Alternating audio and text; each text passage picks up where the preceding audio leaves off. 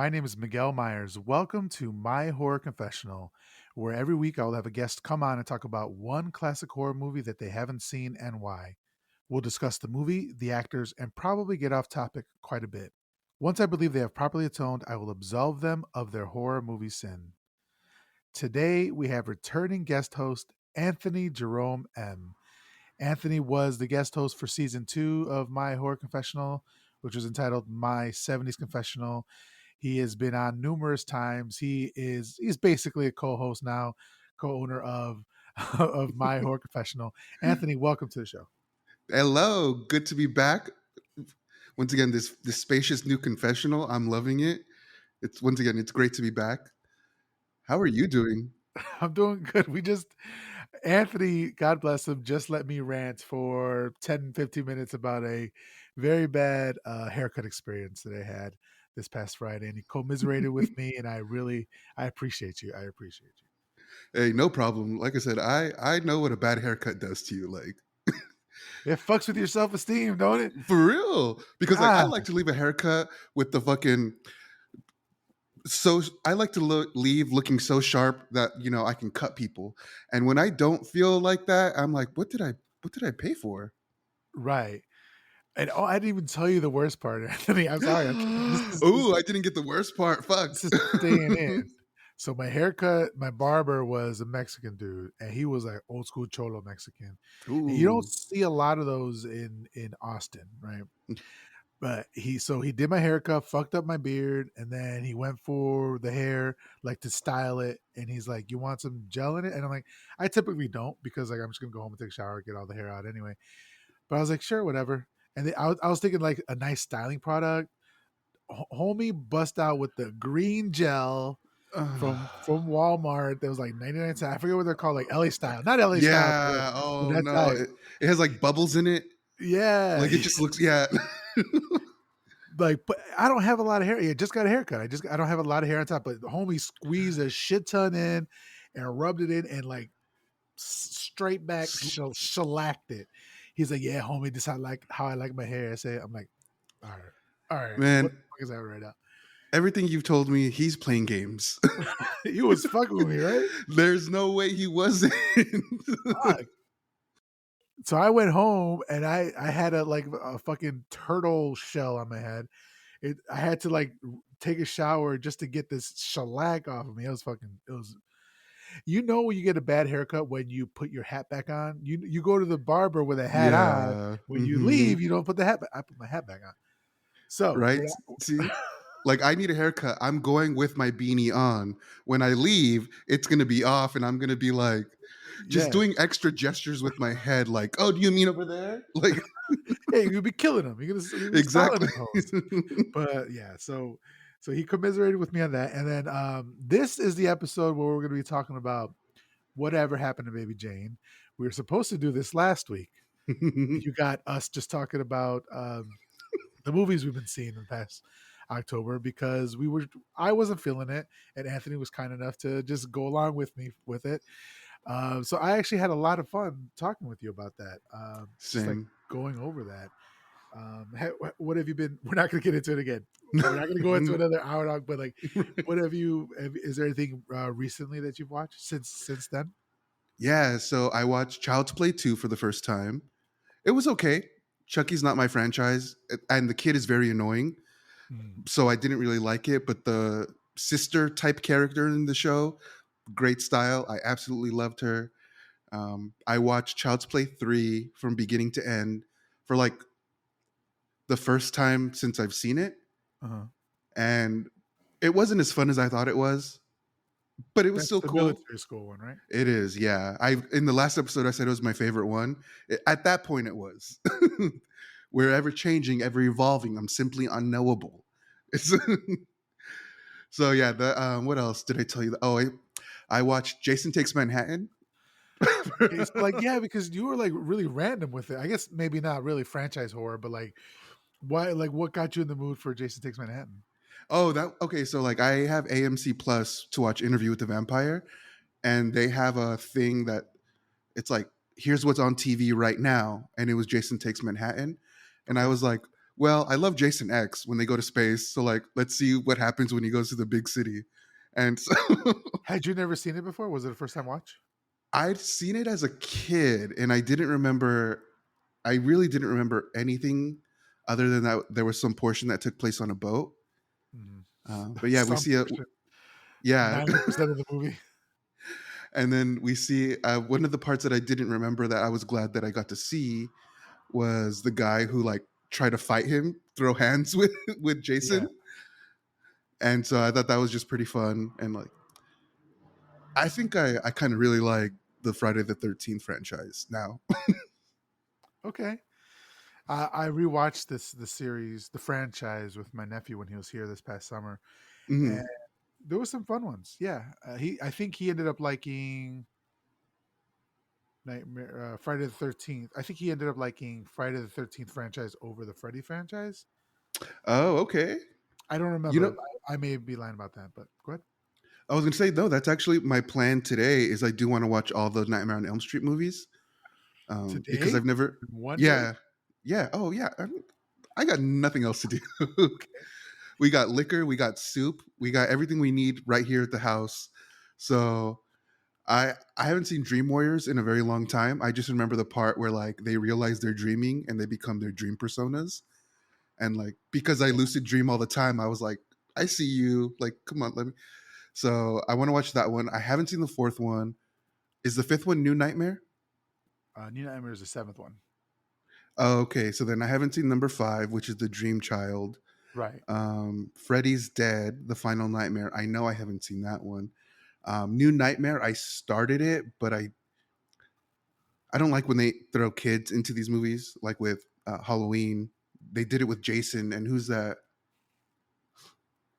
With Jason. Oh man, he was in the Lost Boys. Corey Feldman, Yeah. and then He they had a did it whole here. he had a whole trilogy. Well, not specifically Corey Feldman, but that character. Yeah, see, I just don't like when they put kids into it. I'm like, I don't care. It's not my thing. But Mm. yeah. I can rant, but my plan. Long story longer. My plan for today is to watch Nightmare on Elm Street as many as I can get through. Okay. All right. You can start with the original? Yes, Okay. that way I can earn a Nightmare on Elm Street 2 viewing because I can't like because I Yeah. love Nightmare on Elm Street 2, but I Right. want to like work for it. Do you have a we didn't talk about this last week. Is there a specific movie that you have to watch every year on Halloween? Do you do anything like that? um, no, on Halloween, no, but what I'll try to squeeze in is a viewing of Night of the Living Dead. It's my it's Yes, my of course. favorite movie of all time. It's not my favorite horror movie. It's my favorite movie. Mm. And just because of the rights and stuff and how the movie is used in the modern day, it makes me feel like I'm in a horror movie because like in the horror movies, people are usually watching Night of the Living Dead and then they get killed or something. So Yeah, like the entire time I'm watching it, I'm like, is this gonna be my moment where like a stranger knocks at the door and like I shouldn't have answered it? it's pretty meta. Listen, the world's a show. That's how I see it. I'm just a cartoon character. I live for the storyline, seasons, plots, twists, all that. So in the new Halloween, Halloween Ends, there was a scene where they were watching a movie, but it was the original thing.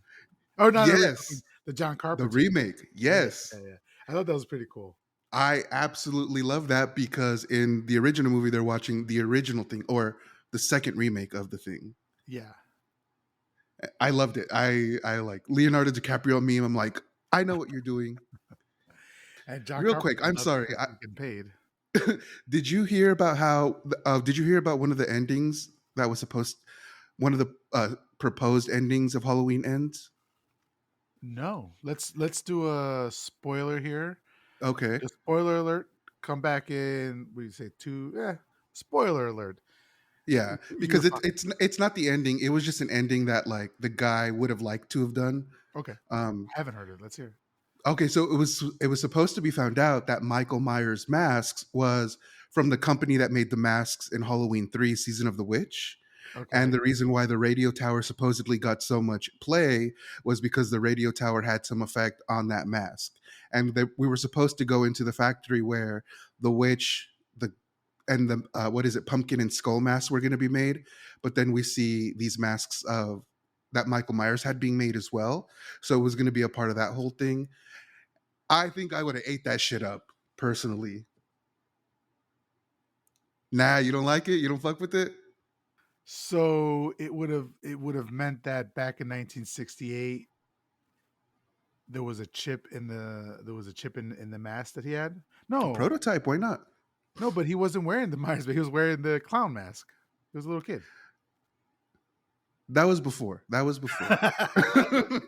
So he did actually kill his Oh yeah, yeah, yeah. customer because he's a psychopath. And then when he came out and stole the mask, there was a chip in there. You're asking a lot of questions, and there's no reason to. Okay, okay, This wasn't the ending. okay. I It would have been a fun one to see. Like, hey, like this is we're just fucking around with the money that we were given, you know? We'll see. And then I would have like for me, if that would have been the case, whatever Michael Myers happens after that, cool. The masks are haunted. I get it.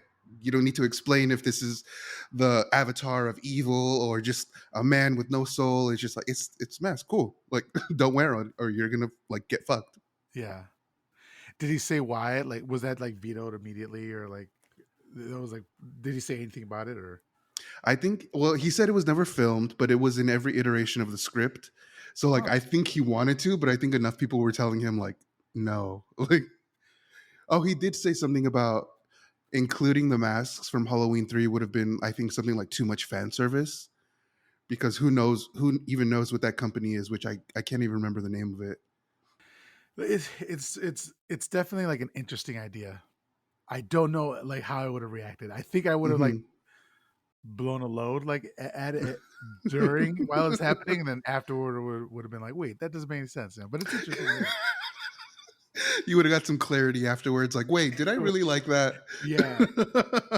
Was I just desperate at the time? I can I can definitely understand because like it sounds great. I think I would have loved it, but Yeah. afterwards, after like watching it, I would have been like, am I just some cheap slut who liked a quick thrill? Like,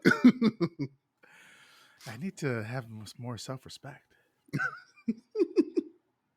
All right. So today, Anthony has come on to confess his horror sin of never having watched Whatever Happened to Baby Jane. Is that correct? that is absolutely correct. And we talked about this a little bit last episode, but for people who maybe haven't had a chance to listen to the last episode, which you totally should, um, Hmm. can you explain what your relationship was with like Whatever Happened to Baby Jane and like Mommy Dearest? Like, Yeah. So, whatever happened to Baby Jane? I love the caricature of Joan Crawford. Joan Crawford is a character like throughout like gay history that gay men just like absolutely live for, especially the portrayal by Faye Dunaway in Mommy Dearest, where that portrayal is totally fucking camp. It's over the top. And like you will hear older gay people say, like, oh, Faye Dunaway was like, she was in drag in that movie portraying Joan Crawford. And so my mom, like, she also loves that movie, Mommy Dearest. She's the one who showed it to me. So, like, even though I only like I've liked the caricature of Joan Crawford, I also do like the character of Joan Crawford as well. This just super old Hollywood act, not old, but old time Hollywood starlet who literally had everything they could have wanted until they didn't anymore. And there's a show that I watched also called Feud. It's by Ryan Murphy. It's the show that highlights the feud between Betty Davis and Joan Crawford, and these two women just use their power to like throw jabs at each other all the time. So like I mm, always love the character of Joan Crawford. And this movie, because I part of it is because I just didn't watch it, but another part of it is because I didn't want that caricature like kind of ruined for me, I see. so I never kind of really watched it.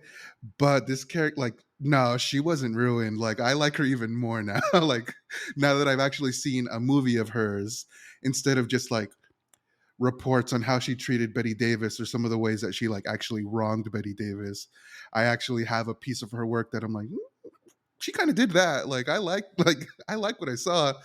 So like, yeah, there's this whole sort of like mishmash of appreciation, camp, and like looking at a train wreck that you know you shouldn't be looking at, but like my eyes cannot move away. It's like that's what has me in a chokehold.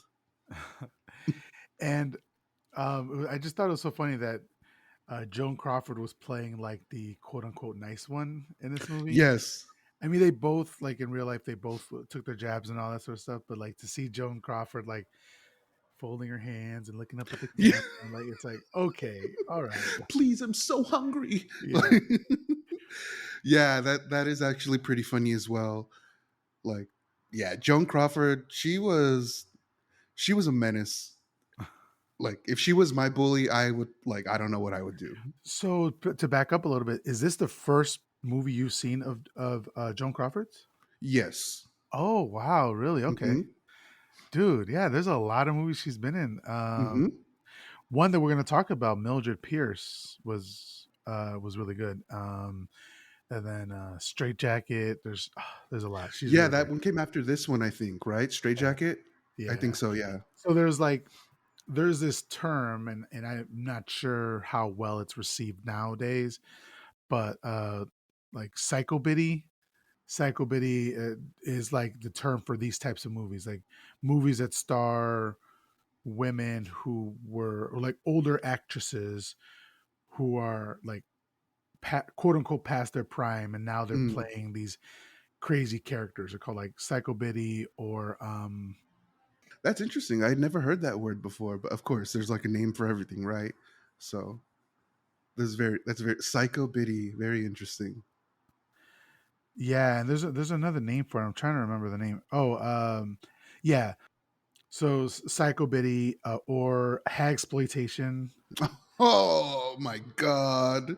or like the Grand Dame Guignol. That's more like the fancy name for it.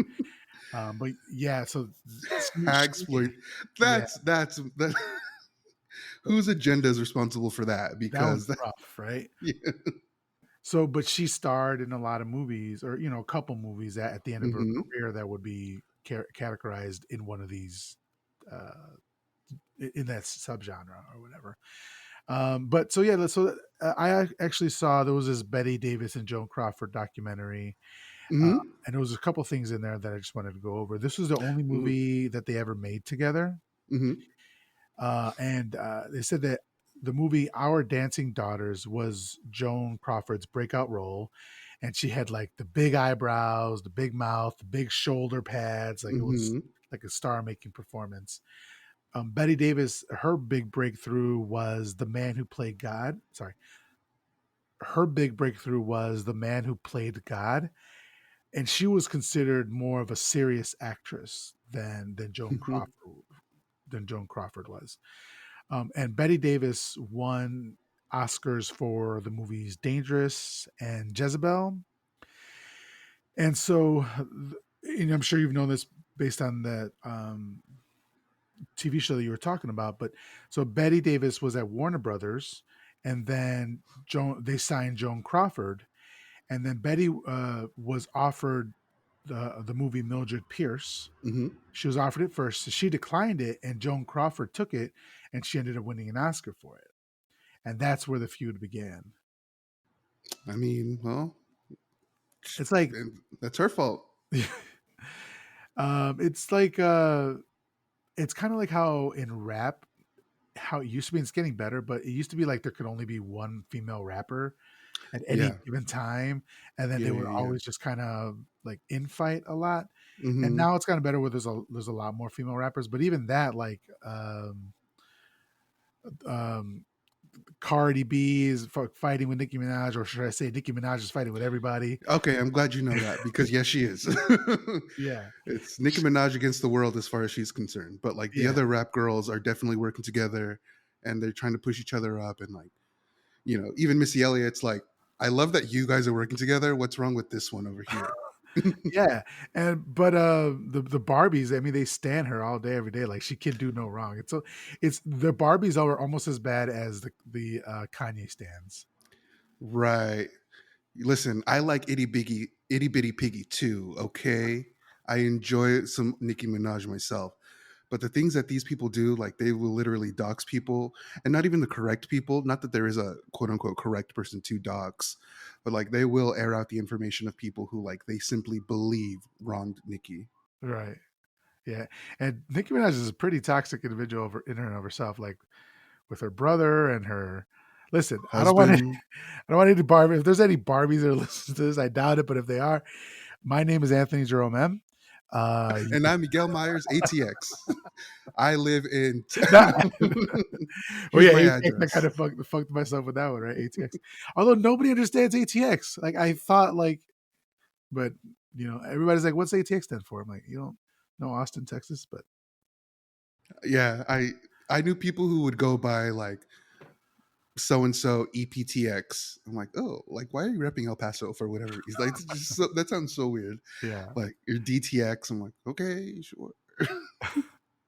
So all right, so back to this movie. With this, um, Betty Davis was known for like chewing the scenery.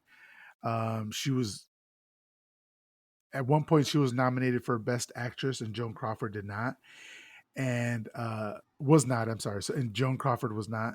And so Anne Bancroft was nominated for The Miracle Worker the same year as Betty Davis being nominated for a movie. And Anne Bancroft ended up winning, and Joan Yes. accepted the Oscar on her behalf. Hmm.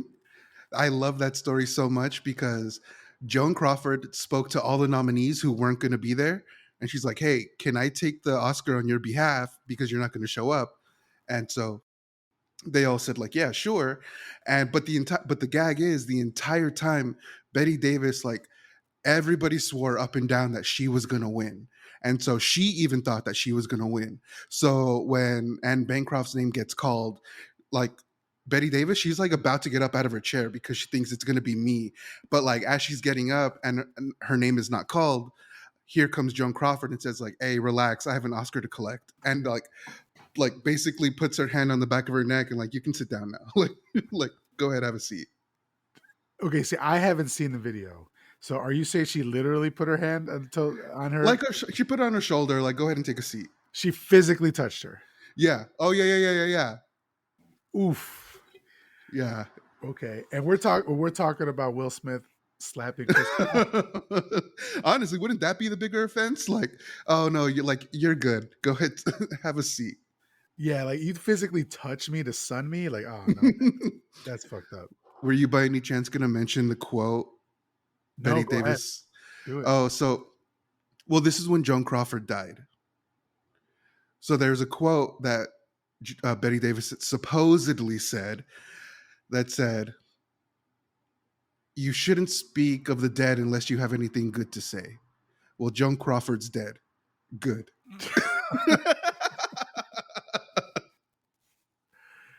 Wow, like it sucks. Like, I mean, yes, it's funny and all that, but like two like really strong women in Hollywood who were um legends in their own right. It would have been great to see them be able to be friends and like I mean, yeah. but That's why I love this movie so much is because they weren't friends and like there's so much of that animosity but like respect of who they are as a person or maybe who they were as a person that like I don't know how much acting happened in this movie. Like just because I can see like there's so much of their relationship that happened outside of this movie was exactly like this. Like they both disliked each other, envied each other, respected each other, loved each other, and maybe not love, but there was layers to their relationship, and it's like I think they were able to put that in this movie so well. yeah, it's like yeah, they both acted amazingly. Um but it's like they were they were in a studio system that made them fight each Mm-hmm. other Mm-hmm. because there's only so many roles and studio heads and like yeah, like it yeah, I there's so many fucking layers to this shit, right? Yeah. So Before we get into it, was there any other like shit you wanted to talk about like Betty Davis and Joan Crawford, like of their relationship and all that sort of stuff? I got the main thing off my head. The Oscar thing I really wanted to talk about, and the what Betty Davis said when she found out Joan Crawford was dead. Yeah. Um, but yeah, if you watch that Ryan Murphy show, Feud, Betty and Joan, it's a pretty good show. It's Is one it of one Ryan Murphy's. episode on? Sorry to interrupt you. Is Yeah, it one episode on them, or is it like a whole series on them? it's a season. It's like 8 episodes. Oh shit! Really? What's it Yeah, called again? Feud. Feud. Okay, I'm Hmm. gonna look that up. And you're saying it was good? It was fun. Yeah, it was Yeah. fun. But also, there's a podcast I used to listen to, which I'm thinking about getting back into now, called "You Must Remember This," and it talks about these Victor. old, yeah, like these old Hollywood characters, old Hollywood stars and their relationships with each other, and like it does cover feuds and just rumors, and it's very in depth. And so, yeah, this their relationship is really fun, especially like for those who like drama that's not theirs. Go ahead and give that a listen because this is so much drama and like literally it's decades old, so it's not as if you're feeding into the trash of today. So like you'd scratch Yeah, the itch. yeah. Karina Longworth, I think, does the Yeah, the host. yeah, yeah, the host. Yeah, yeah. I've listened to it. Like she go like she had one on like I don't remember if it was specifically. I think it feels like Charlie Manson in Hollywood Mm. and like how close he was to like the Beach Boys and all that sort of shit. And like that was really interesting. I Mm-hmm. really, yeah. If I haven't heard it, I think I caught up to it, and then she was on a hiatus, and then I never went Mm-hmm. back to it or something like that. Uh, Same. yeah, right. So yeah, I definitely got to get back into it. That's a really interesting one. So whatever happened to Baby Jane came out 1962, directed by Robert Aldrich, and Robert Aldrich directed other movies like The Dirty Dozen, The Longest Yard, and Emperor of the North. So he's a legend in his own right. But Mm. I don't know, like I feel like nobody really talks about him as the director of this movie. I mean, they came for Betty Davis and Joan Crawford, right? Yeah. Also, this movie was released October 31st, 1962. Really? So, yep, it's the 60th anniversary in just a few days here. Oh shit! I Yeah. didn't know that. That's awesome. 60 years, and this movie. I mean, it feels so fresh. Like it's not really. It didn't age. I mean, it aged excellently.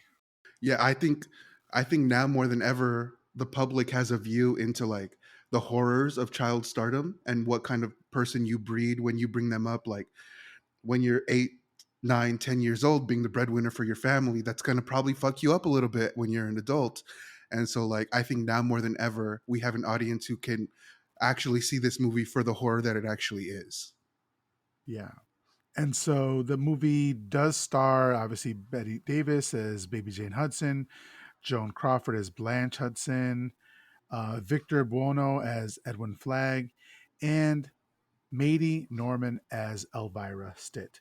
Elvira was the only black actress in this movie, the only black person in this movie. And she, of course, in the 60s, there did not a lot of roles for black people other than like subservient ones. So she played the Hmm. maid in this movie. And so we've already talked a bit about Betty Davis and Joan Crawford and the director, Robert Aldrich. So I wanted to talk a bit about Elvira. I'm Hell sorry, yeah. I wanted to talk a bit about Mady Norman. So Mady Norman was born Mady Ruth Gamble on October 16th, 1912, in Villa Rica, Georgia, to Louis and Lila Gamble. She received a BA from Bennett College in 1934 and a master's degree from Columbia University 3 years later. She also attended the Actors Lab in Hollywood from 1946 to 49. She appeared on film in The Peanut Man in 1947. Throughout the 50s, which was not a good time for film roles for black women, as we just stated, she appeared in a number of films, such as Bright Road with Dorothy Dandridge and Sidney Poitier, and Torch Song, both which came out in 1953. She was also in About Mrs. Leslie and Susan Slept Here in 54, and she was in Written on the Wind in 1956. These were often servant roles with a special 50ness blandness. Still, she was able to skillfully and professionally execute her roles in them. In 62, she got a chance to chew up the scenery with Bette Davis and Joan Crawford in Whatever Happened to Baby Jane. From 68 to 69, she was an artist in residence at Stanford University, and throughout the 70s, she was a lecturer, director, and acting teacher at UCLA. At the same time, she was highly visible on television, including episodes of Mannix, Adam 12, Streets of San Francisco, Kung Fu, The Jeffersons, and others. She was also part of the cast of Roots, The Next Generation in 1979. She was a founding member of the American Negro Theater West. In 1977, she was inducted into the Black Filmmakers Hall of Fame, and an award in her name is presented each year for outstanding research by an undergraduate in Black theater at UCLA. And she died on May 6, 1998. So that Hell was yeah. Mady Norman. Like, she didn't get a chance to do a lot in this movie, but what she did, she was incredible. I think she did a great job. Mm-hmm. And I wanted to focus on that for her. Hell yeah. I'm glad you did, because her character is immediately, she knows something's up. And so like I'm immediately siding with her. And it's like, okay, thank God not everybody around here is willing to turn a blind eye, like the nosy ass neighbors or like the people who work for Blanche. So it was great to see her like, Jane, what the fuck's up? You know what's funny is we just talked about this yesterday.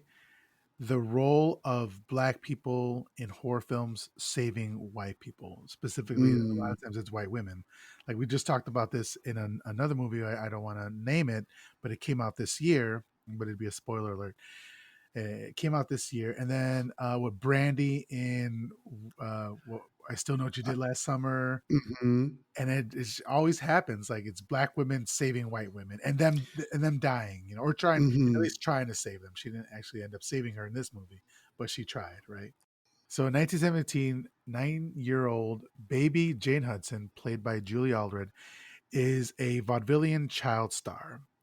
She performs to adoring crowds and inspires the creation of a rather expensive Baby Jane doll. So she's on stage and she's taking suggestions, and the suggestion that she takes is, uh, I've written a letter to Daddy. "I've written a letter to Daddy." Hmm. Do you want to take it away? You want to do the first chorus? Oh yeah, so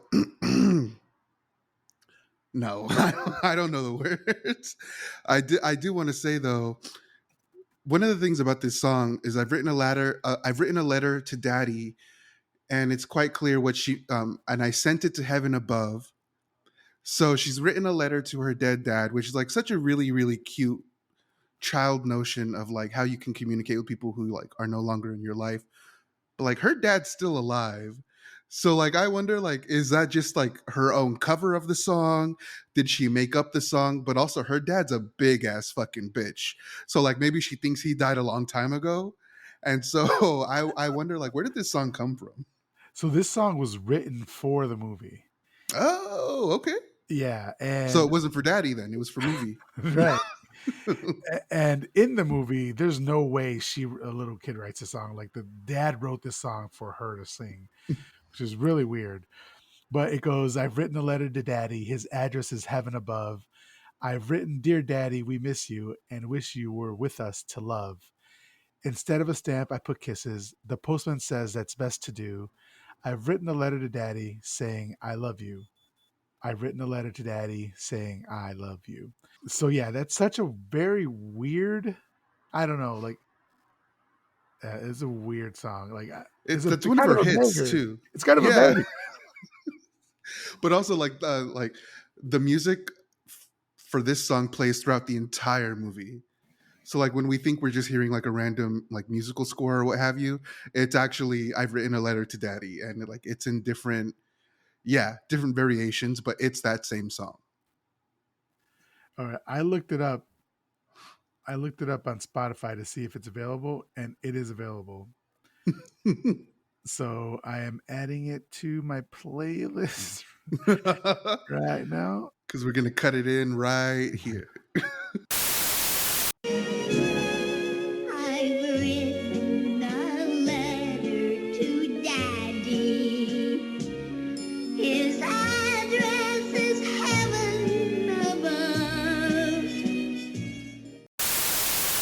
Thanks for the work, Anthony. Also, let me tell you, I fucking low key love vaudeville. I don't know what it is.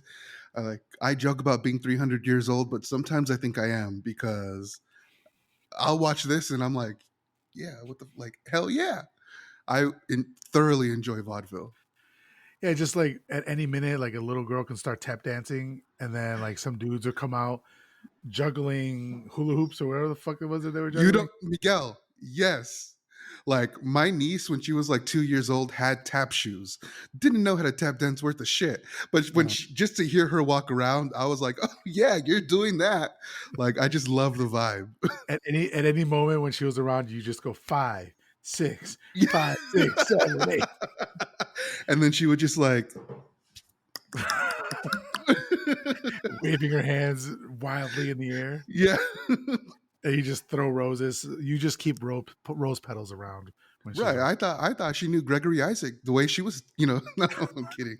Yeah, so that was a kind of a weird intro, but then their show ends and the father reminds people, oh, don't forget that you can buy Baby Jane dolls outside, out front, and they usher them out, and then a new show starts immediately afterwards. So it's like some juggling act or something like that. While they're going outside, she kind of Baby Jane has a hissy fit. Or what do they call them when a kid goes?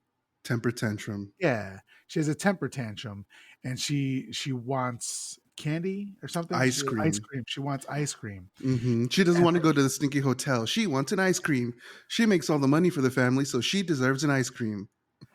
And her dad's like first of all, it's her dad's fault for like saying no. Like like she has an audience right there. Like there's a bunch of people waiting for them to sign autographs afterwards, and that's when she decides to throw her temper tantrum because she knows that she has the power at that moment, right?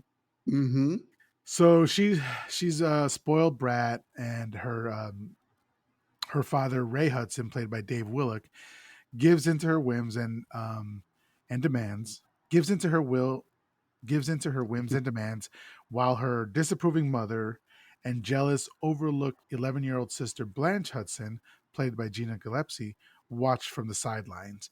And Blanche walks away. She walks back into the theater, and her mom says, you got to forgive them for treating you the way you do, and Mm-hmm. also we both know that you're the real star of the show, Yeah. basically, and you will become a star soon. And I hope that you treat them better when you're in the position. Yeah. That was my first note. It says, one day it'll be you with all the attention. When that time comes, I hope you're nicer to Jane and your father than they were to you. Nah, fuck that. Fuck that. Like, uh-uh. And what does she say? She says something like, "Oh, I'll remember," or something like that. Oh yeah. She's like, I'll remember. I was like, you're sure? Yes, exactly. I know where you're coming from already, immediately. Yeah. So by now we're 1935. The now grown sisters' roles have reversed. Both of them are movie stars, but Blanche is the successful and glamorous one, while Jane's films have flopped. So we're in a movie theater or like a screening room, and Mm-hmm. there's two executives, and they're seeing footage of or Jane Hudson. Now she's grown up in in a movie role, and the one executive is like, "Oh boy, this sucks. This is the worst Yeah. thing ever," and the other one's like, "It's all right," but he's like, "No, it's garbage," and basically they never have to. They're never going to be showing that film. Mm-hmm.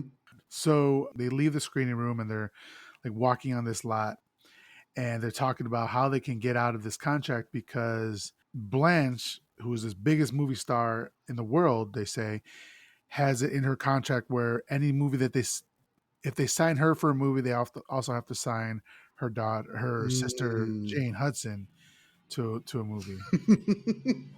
And he's like, he can't abide by it. He's so pissed about it. But she's the biggest star in the world. She can write her own ticket, and so that's how she's like keeping her sister afloat. I've seen this movie a few times and I did not catch that. I caught a bunch of shit that doesn't need to be caught, but that I thought for whatever reason Jane Hudson had the contract because she was so famous as a child, so she could do whatever she wanted. So Uh, I never understood. It was Blanche. Understandably so. Blanche has the power, so she calls the shots. Like, hey, my mom said I have to take my sister with me, so like, put her in a movie. yeah. So then they say that she's all. They also talk about what a monster she is. Like she's an alcoholic, and she breaks sets up and stuff like that. So she's I love Baby Jane Hudson. I'm telling. so we find out that unable to establish her talents as an adult actress, she's taken to drinking. So then one night after coming home from a party, their car pulls up to the driveway of their mansion, and one of the sisters steps out to open the gate. When she reaches the gate, the sister who is driving steps on the accelerator, smashing the car into something or someone we don't know, right? And we Well, also we know it's the gate because we hear another person like screaming and crying, and then in my from what I heard, we hear them run away. So it's like they were trying to hit the other one, but they missed, and the other one just like dipped. okay, yes, yeah, you're right. Well, no, because here's what I was thinking. Baby Jane, it's hard for me to think of her as just Jane. So Oh it's yeah, no. Baby Jane, even when she's 60 years old, whatever later on. But essentially, the conceit of the movie is, in my opinion, or what I think anyway, is that Jane thinks that she hit her sister. Oh yeah, yeah. Okay. Oh, was it like she hit her sister first and then the gate? Oh, okay. I see. Okay, I see what you're saying. I see what you're saying. Yeah. Yeah. Okay. So yeah, so we don't know what's been hit at this early part of the movie, right? Okay. You see, okay. I fucked up. So that ends that scene and it flashes forward. We're now in 1962 and a wheelchair bound Blanche and a severely aged, well, let me take that out.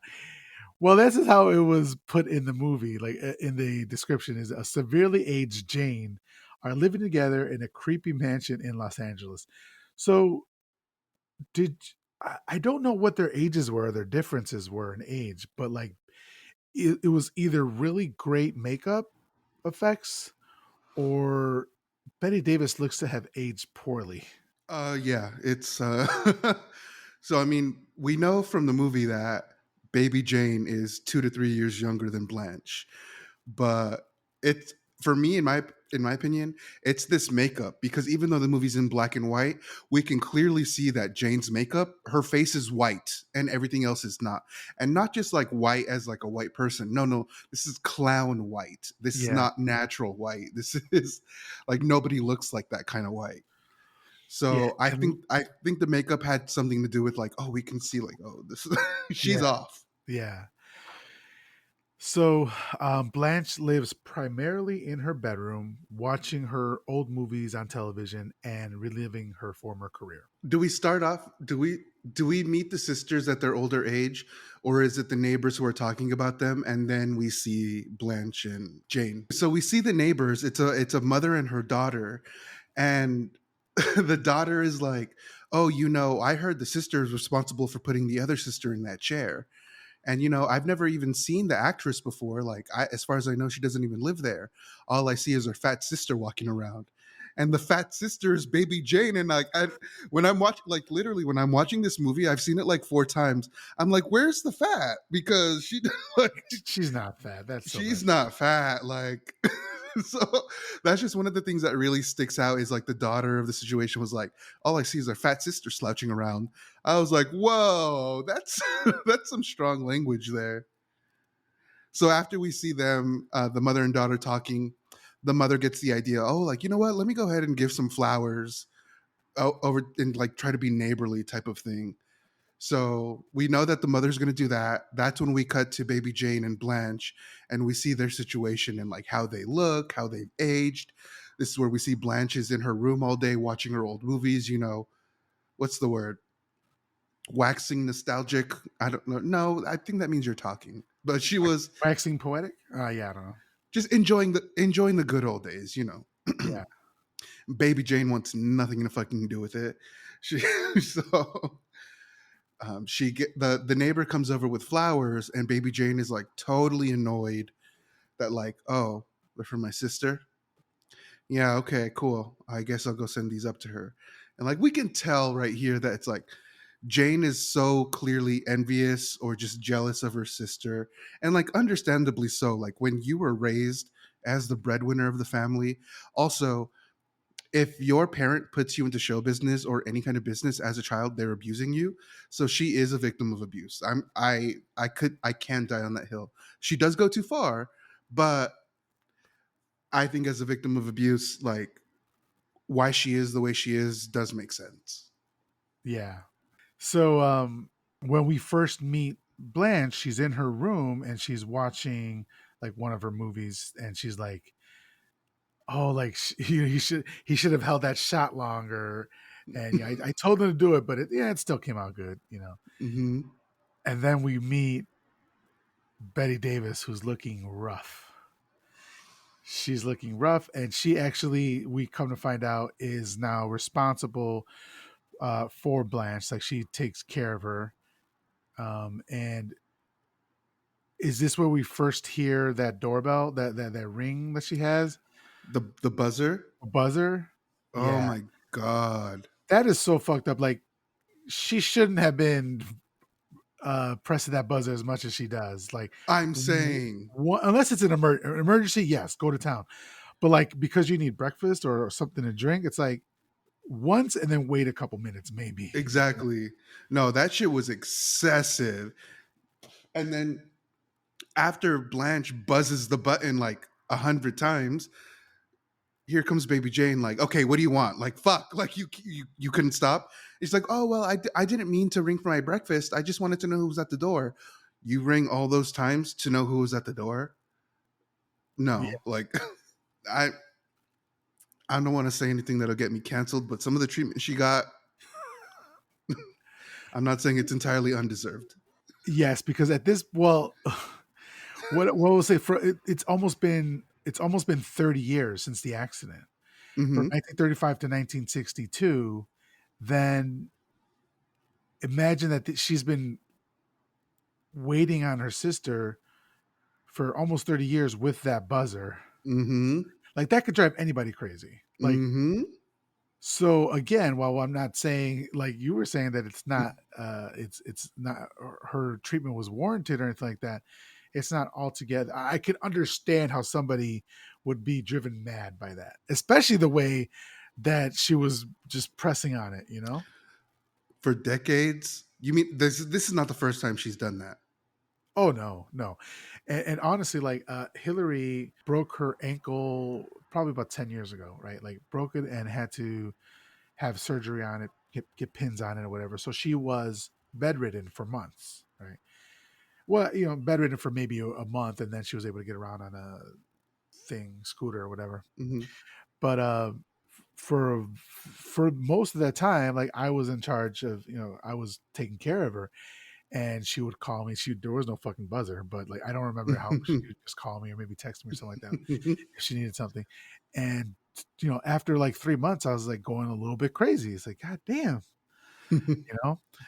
She doesn't listen to these anymore, so I don't, I'm not scared of her or anything. No, No, but I can understand, like, and that's somebody who I love, like Jane already right. had an issue with Blanche and all that sort of stuff. There wasn't, I don't think, any love there, except for at the very end, and that was heartbreaking. And Yeah. we'll Mm. get to that, but yeah. So like, for 3 months compared to 30, almost 30 years, like that's crazy.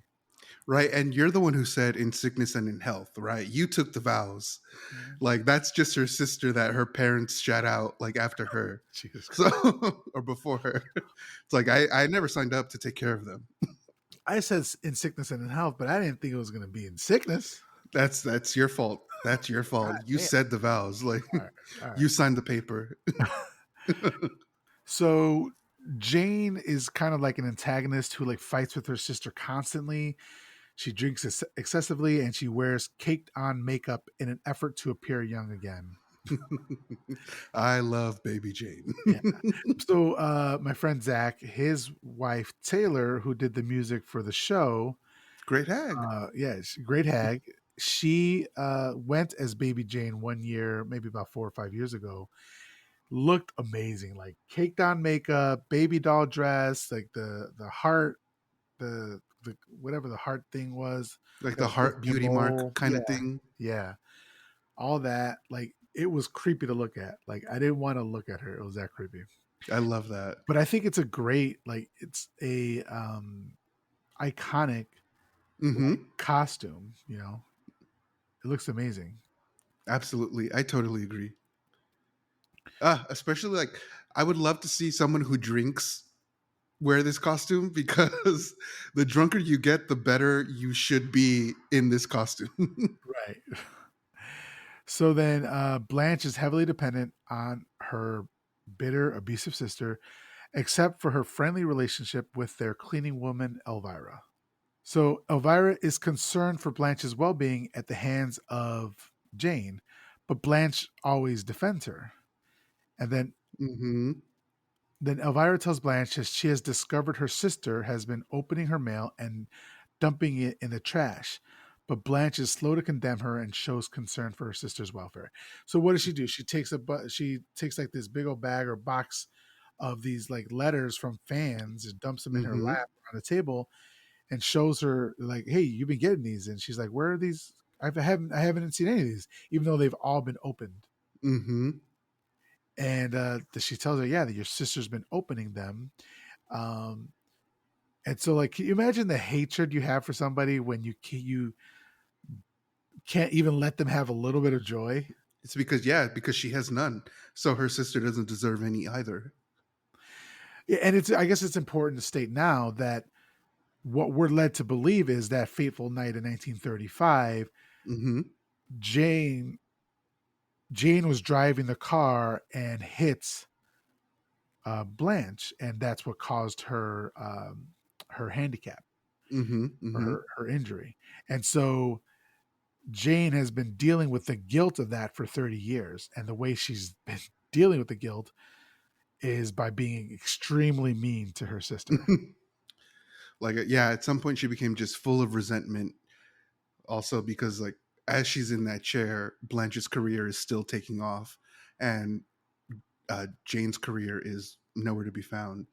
And there's one thing that we forgot to mention that happens just a little bit earlier when Jane is bringing in Blanche's lunch, and she's like, "Oh yeah, it was the neighbor." Like Blanche asks, like, "Hey, who rang the doorbell? Who was here?"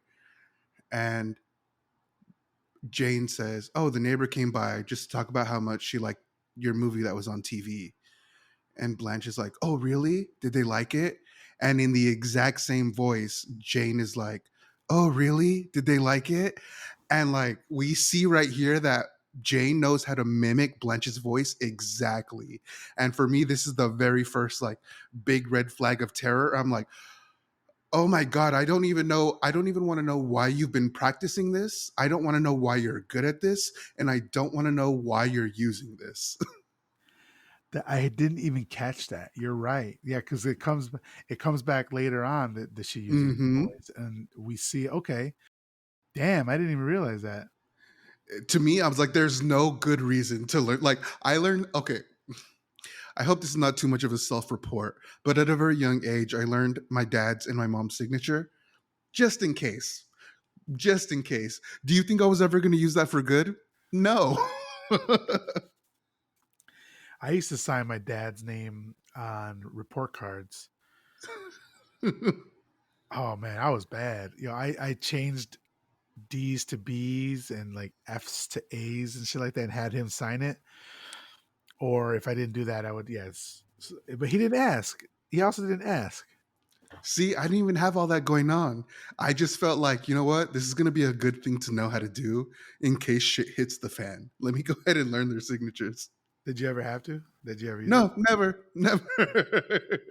That when she mimicked her, I was like, oh shit, that's it was kind of like, wow, where'd that come from? But also it's fucking hilarious. Like I was I'm kind of like, it's like, oh, you're sinister as fuck. Okay, I'm in. You son of a bitch, I'm in. well, here's the thing, like this movie isn't a horror movie until it is a horror movie. This movie Like is Misery's grandmother. yeah, like yes, yeah. And you never think that she's gonna take it as far as she takes it. Mm-hmm. Mm-hmm. You're always like, she's gonna come around. Like, that's her sister. She's not gonna do anything like that. She's not gonna let it go that far. And then when it does, you're like, oh, okay. So I was laughing at this because of Mm-hmm. how, like, it's one of those things where like it's so mean that you're like, Jesus Christ, man, like that sort of thing. But then, so I was like, I oh, don't I've been agree with laughing you. at this. No, I think it escalates the more it goes on. Like, and so when she, towards the end, when she eventually does what she does, I was like, well, yeah, that's the only logical point of escalation. Like, everything you did led to here. So it was, no, mimicking your sister's voice, learning her signature, because that's something that we also find out that oh Jane shit, learns yeah, how to do. yeah. So it's like, when Blanche asks, like, did you ever think about what would happen if I wasn't around? Like, if I wasn't around to pay the bills or take care of you? And Jane is like, yeah, I thought about it, because she already has it taken care of. She has her voice and signature. Like, so like Fuck. it, Hey, I didn't even think about that either. yeah, it gets scarier as it goes along. Oh fuck! And then she's kept her in this room for so long that people are used to not seeing her. So if Exactly. she's not seen for long periods of time or years, nobody thinks anything of it because she's already been doing it. In the very beginning, they have neighbors who have not seen Blanche in 6 months. So they don't even know, they have no right to believe that she's even alive. Yeah. Wow. They have I've no seen this evidence to support that movie. she's alive. Yeah, I've seen this movie maybe 3 or 4 times, and I'm just catching on like the diabolicalness of it. You know. Oh, no. See, I see so much of myself in Baby Jane, and I don't know why. I don't know. Well, probably because when she calls Johnson, it's like, hey, let me get 6 bottles of scotch and 3 bottles of gin. There's a lot that I identify with her, with her. Like, but I think it's like, oh no, like you're evil, and I know why you're doing this. Like you're setting the shit up. Yeah. So Baby Jane is up in her room, and like she's like you were saying, she's telling they're talking shit about her. Like, sorry, she's up in her room and she mimics her or she mocks her. And then as she's leaving the room, she's given her her pills for the day. She's leaving the room and um, she goes to Blanche's pet bird, the parrot or parakeet maybe, and Hmm. says, "Let Hmm. me go clean the cage." And but she like grabs the cage very roughly, and you're like, "Ah, shit, she's gonna do something to that goddamn bird, isn't she?" Yeah, and this is when Blanche and Elvira have like a. This is when they have the when Elvira tries to have the conversation with like, hey, don't you think she's like kind of sick? Don't you think she might be a little bit unwell? And this is when Blanche is just trying to like dismiss it, like, hey, listen, I know her. It's not like that. Listen, when we were kids, like she used to be so great, so bright, just so full of life. And as they're having this conversation, we find out that Jane has been listening the whole time. And we see Jane like holding the empty cage. She's like, the bird got out. And Blanche is like, well, where'd it go? Well, I told you I was cleaning the cage and the bird got out. And so right before this situation happens where like Jane walks in on them, this is when Jane tries to call Johnson's, the liquor store. She's like, hey, it's Jane Hudson. I want to order some liquor. And they're like, no, we can't fill any more orders for you. And she's like, what the fuck do you mean? She's like, oh, so my sister told you not to buy me any more liquor. Okay, well, let me go get her on the phone. And this is where we see yet again Jane perfectly mimics Blanche's voice. It's like, oh, well, I mean, I said she needed to limit her content, but I didn't say stop selling to her. And so we see Jane use her sister's voice for her own needs. And so it's like, oh, okay, so it's not just to mimic your sister, it's to get the things that you want. And so, she gets her 9 bottles of liquor out of it. And then shortly after that is when she comes upon Blanche talking about like, oh, when she was younger, she was just so bright and so great. And that's when she reveals like she let the bird loose. She let it loose. She didn't tell them, but like she's the reason the bird flew away, quote unquote, flew away, because we know where it ends up later. Yeah, exactly. And what I liked about the backing up just one a little bit when Elvira and Jane first meet each other or in the movie and you first see each other, they're basically crossing each other in the stairs, and it's completely wordless. They don't say anything to each other, but they're looking at each other up and down, and Mm-hmm. you could tell their relationship right away. Mm-hmm. And I love that. It There's was a lot of face acting in this movie that I really appreciate. Yeah. Okay. So then we get a scene later that night where Jane is in the in a room, and the lights are all off, and she's got one of the baby Jane dolls out, and she starts playing the song on a record. I written a letter to daddy, and she's Mm-hmm. just like drunk, like with a glass in her hand, just like listening to it. It's like, oh man, this is creepy as fuck. This is my weekend nights, me drunk listening to music. With the baby doll and just like looking at a baby doll. Oh, where's it's not here. I have a little Gengar plushie. It's with that. Like And then she actually starts singing the song. Man, it's hmm if you how okay, you hadn't seen this movie. hmm So when you see her, what were you feeling? Were you? I know you're connecting with her, but like, were you like, holy shit? Like she is completely gone. Like she is well, crazy is a problematic term. She has lost it. She needs mental health help. Well, definitely she needs help. That's for sure. But I just saw this as like this is the this is the most common product of childhood stardom. Like you're reliving days that are way behind you, but these are the only days where you know praise and love and adoration and attention, and you no longer get it in the way that you used to. So like I can totally fucking see how like that was a drug, and now her current drug is alcohol. And so she's just trying to relive those moments where she was loved and she knew she was loved and she was adored, and where she was taking care of people, as opposed to now where like her sister is so clearly taking care of her. Like I see the pain in it. I To me there is nothing about that part that's like unnatural. Like your father was a bitch and putting you in show business, he abused you and didn't set you up with any proper foundation to like live your life. He just set you up to where now your sister takes care of you. I can totally see her self-worth is absolutely in the trash, and like why would she be able to think anything good about herself? Yeah, and there's a scene. Um, so she's downstairs and she's jamming out to her old hits, her greatest hits, and she's drinking. And then Blanche hears her upstairs, right? And she's about to lay on the buzzer, but before she does that, like baby Jane steps up to this.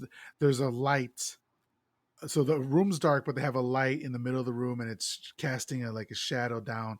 And she hmm steps right below, like basically like it's a spotlight, and she starts singing this song, and she says like, "Now when I'm very good and do as I'm told, I'm Mama's little angel, and Papa says I'm good as gold. But when I'm very bad," and she does, man, it's so fucking, and answers back in sass, "then I'm Mama's little devil, and Papa says I've got the brass." And she like steps up to the light and is smiling, and it's fucking grotesque. It's like, hmm oh man. And then this is where she like sees herself in the mirror, and she's like kind of realizes now I don't know if it's for the first time, or maybe she's once again made aware like what the ravages of like age has done to her hmm skin, hmm you know. And Absolutely. it's heartbreaking. Like she's looking at herself in the mirror, in the reflection. It's like, holy shit, like what have I become? And she Yeah. screams, and this is when the Blanche hits hmm the buzzer, and she has to go upstairs. Man, it's Yeah, to me, this is like she will call herself Baby Jane Hudson, but this is one of the moments where we understand that even she knows she's not Baby Jane anything. Like, so I think it was a very great scene to see how like we understand. Like, I would hope the message is like this person knows that they're not who they are, and now they're lashing out. Yeah. who they were, rather. So she's buzzing on she's using the bedside buzzer a bunch. And so she yells out, "Fine, I'm coming up." And so she comes up, and Blanche wants to know why she can't call out on the telephone. Was it left off the hook downstairs? And Jane is annoyed when Blanche informs her that she may be selling the house. Jane fights with her sister, fearing what will become of her, and rips the telephone cord from the wall, further isolating Blanche in the room. She like takes the phone, like, you know what? I'll take all the phone calls from downstairs from now on. Like, you're fine. Don't worry about this. So when she came to visit her, or when she came to see why she was buzzing, she also brought lunch. Mm-hmm. And Blanche wheels over to the cart, and she lifts the thing, and she finds under the silver sterling dish her beloved parakeet, dead on a bed of tomato slices. I was gonna say, even if the bird wasn't involved, that lunch looks like fucking garbage. It's nothing but tomato slices and a dollop of mayo or some kind of weird cream sauce that I can't, maybe mustard. Like that, this wasn't going to be a good meal, even if that was beef or chicken or whatever. Like, how dare you? Like, that's offensive enough. You didn't need Or to throw my fucking friend in there.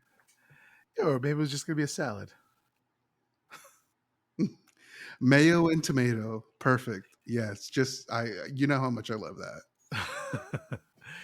um, and this actually, so first of all, she hates her sister, but she's serving her lunch and dinner and breakfast on these like beautiful platters, like silver, like sterling platters. It's like, okay, I like just serve her on well, maybe they didn't have paper plates back then, but just like a regular plate, you know? Here, Yeah. here's your low vibrational plate. Just Yeah. take it. What? Okay. I've been on TikTok and I've been hearing this low vibrational, high vibrational thing. What is it? There was just some weird video about these two women were at a cookout and they were literally eating the same shit. But one of them, who was supposedly the other person's life coach, was looking at the other person's plate. It was like, I would never eat a plate that looks like that. Like you couldn't pay me $1 million to eat that plate. That plate is low vibration. And like they were literally eating the same fucking thing. Like they both had shrimp and corn and like dumb bullshit on their plate. So like Yeah. now whenever it's like I look at a plate, I'm like, low vibration. Send it over. Was it a joke, or was she fucking around with her, or was she being Oh no, she was serious. She was serious. Had no reason to be though. okay?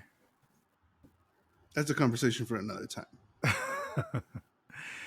So next, Jane is making herself up to go out, and she wants to find a piano player. But before she does that, because she's old Hollywood, she grabs a mink stole. Mm-hmm. I Okay, think it's so Fox. it's a fox stole. So I'm thinking Baby Jane is like your spirit animal. Is that what's going? Oh, like I told you, I identify with her so much, and I do like a little. I was gonna wear it today, but I'm like, no, we're gonna wear it for the trivia, Okay. so I can't wear it today. Yeah, a little sneak peek to next week's episode. We're hoping to be able to get a trivia episode out with you guys. We're working on it behind the scenes. But yeah, so she's rocking this mink stole, and she puts on more makeup, like the lipstick and all that. And as Jane is leaving, Blanche is begging her, "Please, like, stay." Like, she just wants to talk with her, but she ends up leaving. And she goes down to the newspaper office, and this is so cringe.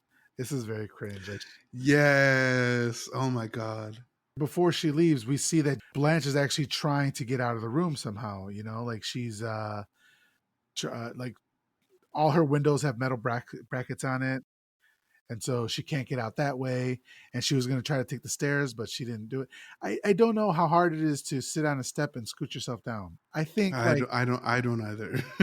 and maybe we're being ableist. Maybe I'm being ableist, but like even later on in the movie, when she finally makes her attempt to escape, she does it the hardest way possible, the hardest way imaginable, right? I agree with you right there. Like it I don't think it take like getting up the stairs, yeah, for sure. That's gonna take some work.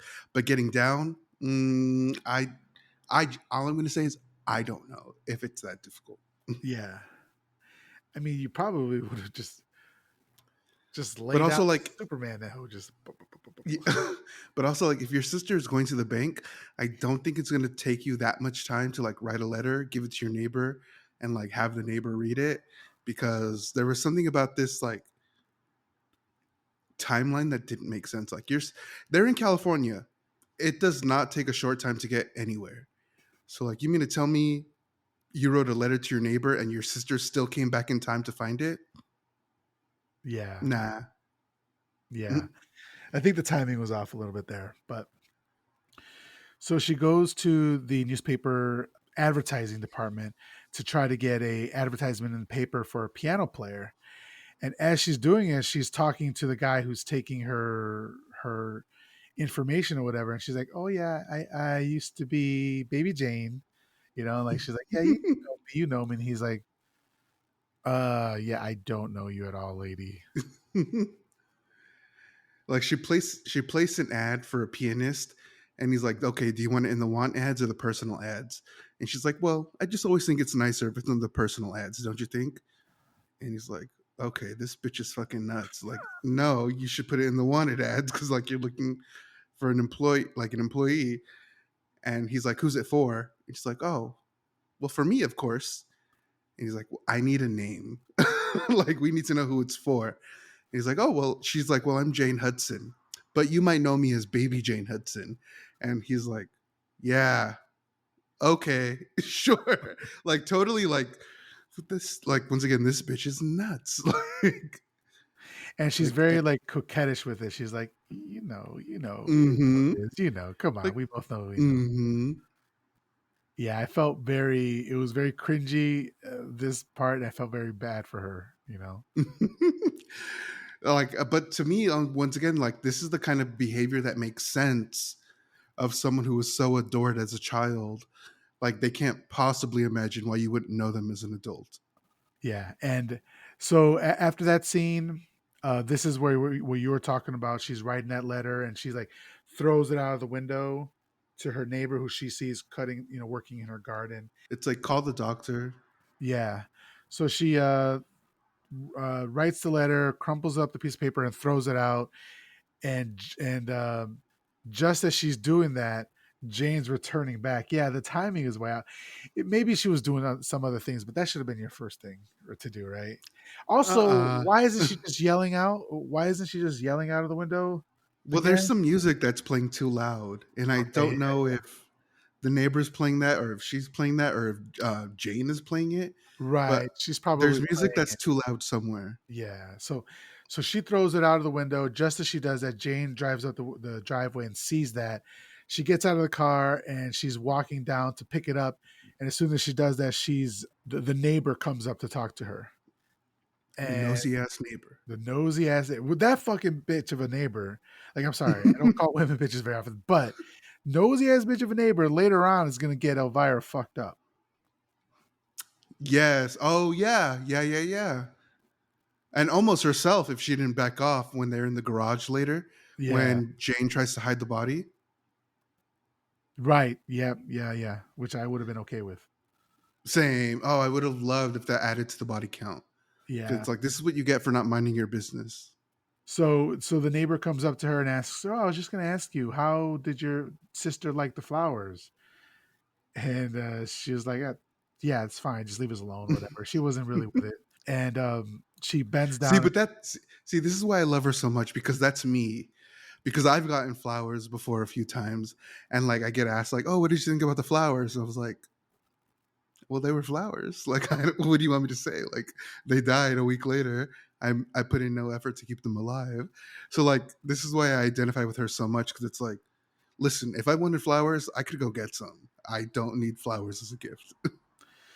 Okay, so for everybody trying to court Anthony Jerome and no flower, keep the flowers, please. In Buy fact, me stock. yeah, send him the money you were going to spend on the flowers anyway. Mm-hmm. Mm-hmm. He's going to appreciate that a lot more.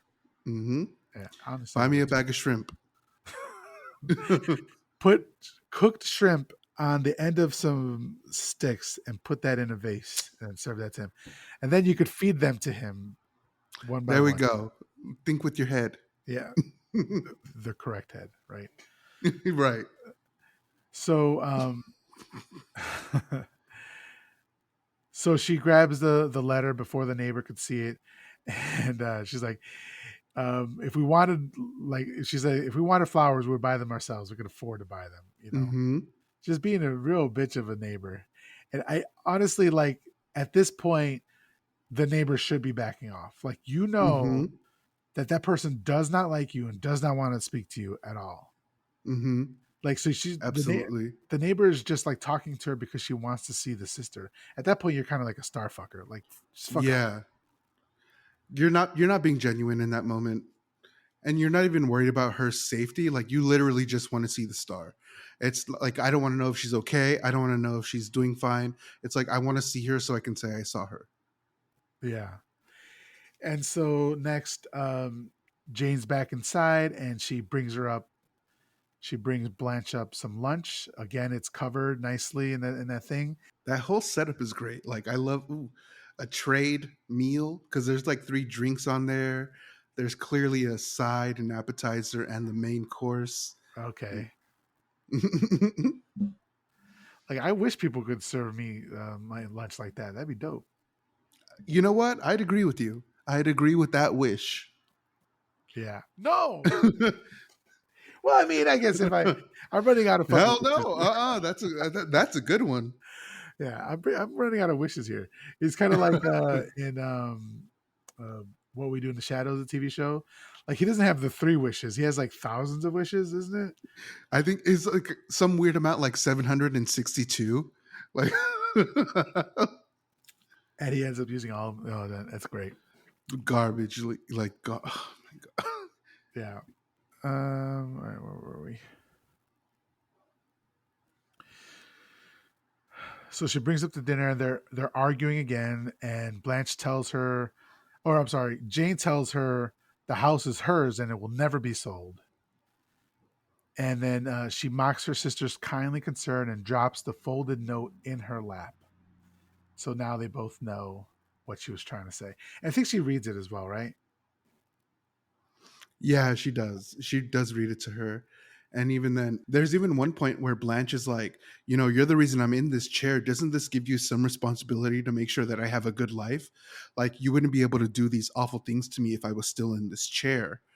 And that's when Jane says, well, you are, Blanche. You are in that chair. And that's one of my favorite lines of this movie. Yeah, I mean, it's an iconic scene, a kind of quote. And obviously, everybody, first heard it on Seinfeld. You No, haven't heard it? Okay. I don't remember. Yeah, there's a very famous scene in Seinfeld where Jerry is arguing with somebody who's in a wheelchair, and he makes this. If I wasn't in this chair, you wouldn't talk to me like that. And he says it in the accent, but you are, Blanche. You are in that chair. Got here, I want the magazine. Well, let's go. No, see, you don't understand. There's a blurb about me in this magazine. A blurb? You're a blurb. Check out the cover, idiot. Okay, let's go. No, just give me a second. I want the magazine. No. If I wasn't in these shackles. But you are, Blanche. You are in the shackles. Little son of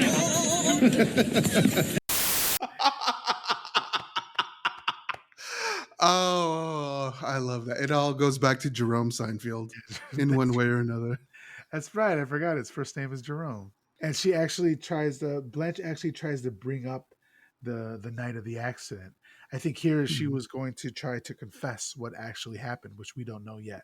She drops the letter in her lap, and as she's walking out, she says, "And under no circumstances tell my sister the contents of this note."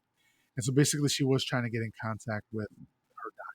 And so she leaves, and then Blanche goes to eat her lunch. She's about to take the she stops because she's concerned that it could be something worse than the parakeet. Yeah, she doesn't even bother looking at what it might be. Right. So the next morning when Elvira arrives, Jane tells her that she can have the day off, which she's like, "Oh, really? Okay. I appreciate that, but actually, I want to back up a second here. So the next morning, we are with the dude. Edwin? Yeah. So meanwhile, a talented, down and out, overweight young man named Edwin Flagg sees Jane's newspaper advertisement and phones the Hudson house to make an appointment for that afternoon. And this dude is just chilling at the piano, and he sees the advertisement, and he's just sipping on milk, just like randomly sipping on milk, just during the middle. I guess it's the morning, but still, like, it's not with your breakfast. With Like, his sandwich. yeah, with a sandwich, right? It's so weird.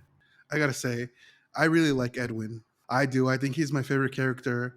And like his mom is also one of my favorite characters because she has such a harsh Cockney accent. She comes in, is like, "Hello, lovey. Any good news today?" And like I fully believe that Angela Lansbury, who did Sweeney Todd on Broadway, I fully believe this is some kind of inspiration for her because that voice is maybe she just imitated a Cockney accent. It's like, oh, now don't stop for me. Like it's it's so harsh and like Yeah. Is there she a recording of like Angela Lansbury on Broadway with that? Okay, that's on cool. Sweeney Todd. Oh yeah, I posted it. It's I posted a video when Angela Lansbury passed away. There's a video of Angela Lansbury, Patti LuPone, and Helena Bonham Carter. They all sing a little priest from Sweeney Todd.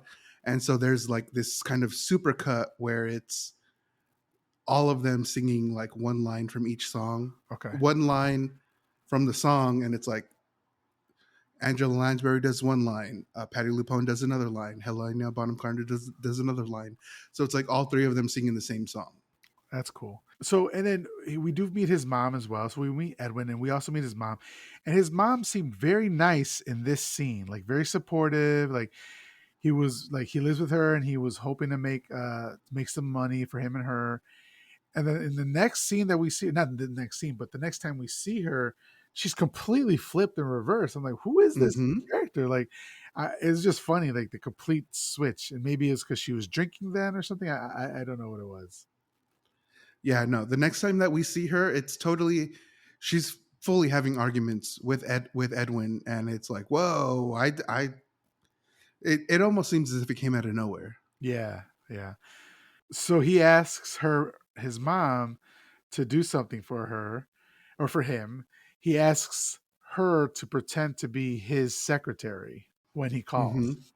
But yeah, so this was kind of funny. Like there's a bunch of people trying to pretend to be like Jane was doing Blanche's voice, and now they're like playing around on the phone a lot. It was Mm-hmm. kind of fun to see that.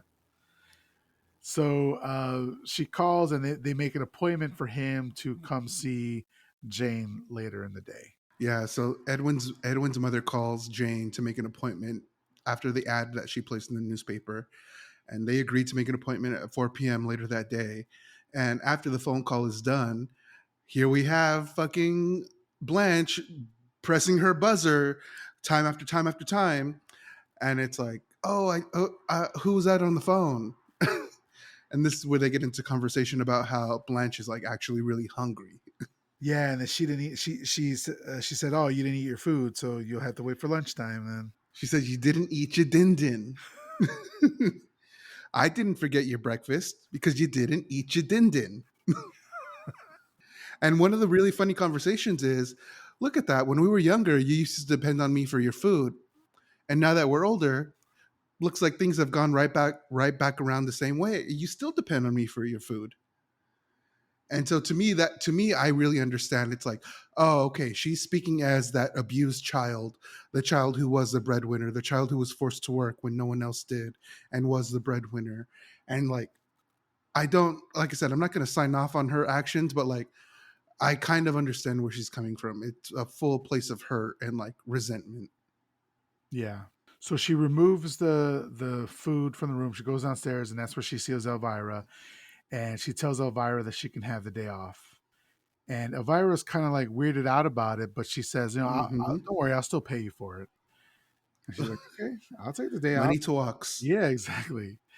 And so she leaves, but she kind of leaves hesitantly. next we see that Jane brings up her meal, right?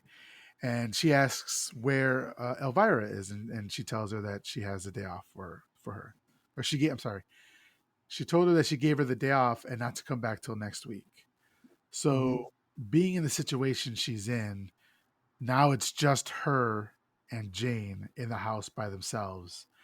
Like she's like, oh fuck, I'm like, I think she's starting to realize here how much trouble she's in. Mm-hmm. How like she realizes she's being cut off from where she didn't want to admit it earlier with the letters, where she's clearly being cut off. Now she understands, oh, she's being cut off from everyone. Help, fans, personal people that she knows in her life. Like Jane is cutting Blanche off from the people that she knows. Yeah. Oh, and we forgot to mention earlier that when you were saying she didn't, how did it go? She didn't eat her din din. How's it go? She didn't eat her din din. So she took it off to reveal that it was like a rib or like a lamb chop or something like Lamb chops. Oh my God, they look so good. it looked so good, but she didn't eat them because she thought that it was going to be some sort of or something bad under there, so she didn't eat it. Mm-hmm. Then she goes to go downstairs. She lets Elvira leave. She comes back with some more food, and that's when she's like, "Okay, I'm gonna get some extra food here." And she lifts up the plate to reveal a dead fucking rat. Okay, so really quickly before that, Jane places the meal on the desk and she's like, okay, well, here's your fucking meal. And as Jane is leaving, she's like, oh, hey, do you know we got rats in the cellar? And like, as soon as I heard that, I was like, fucking psycho. I already know what's going to happen. And like, why do I need to know there's rats? It's like, to me, that's a total fucking, I can't even express how creepy and crazy that is, and just how like, listen, I get it, you hate your sister, but like this is too much right now. Yeah. So Blanche screams and Jane laughs this evil fucking laugh at her sister. Cackles. Yeah, it is cackling. You're right. It is fucking cat. She's like, like she has her hand up to her mouth, just like she can't control how funny she thought what she did is, you know? Mm-hmm. And then this is when Blanche is kind of like, she doesn't know what the fuck to do. And she just starts like wheeling her because she can't stand up and get all this stuff out. So she just like starts wheeling around in like circles, you know? Mm-hmm. I felt really, really bad for her here.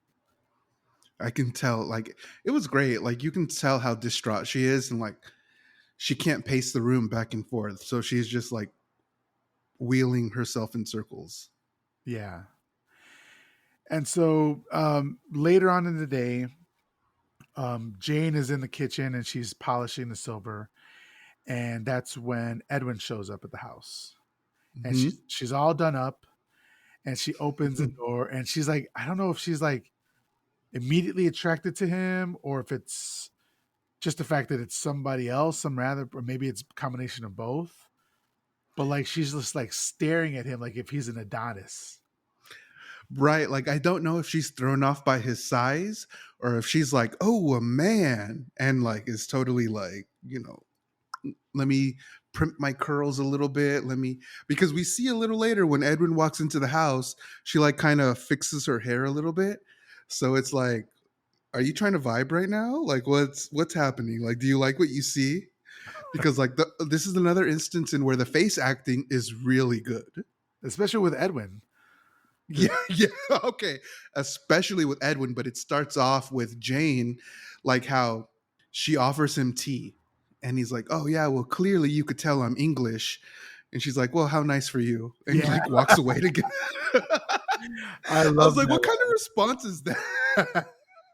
One of the funniest parts is like she offers him the tea.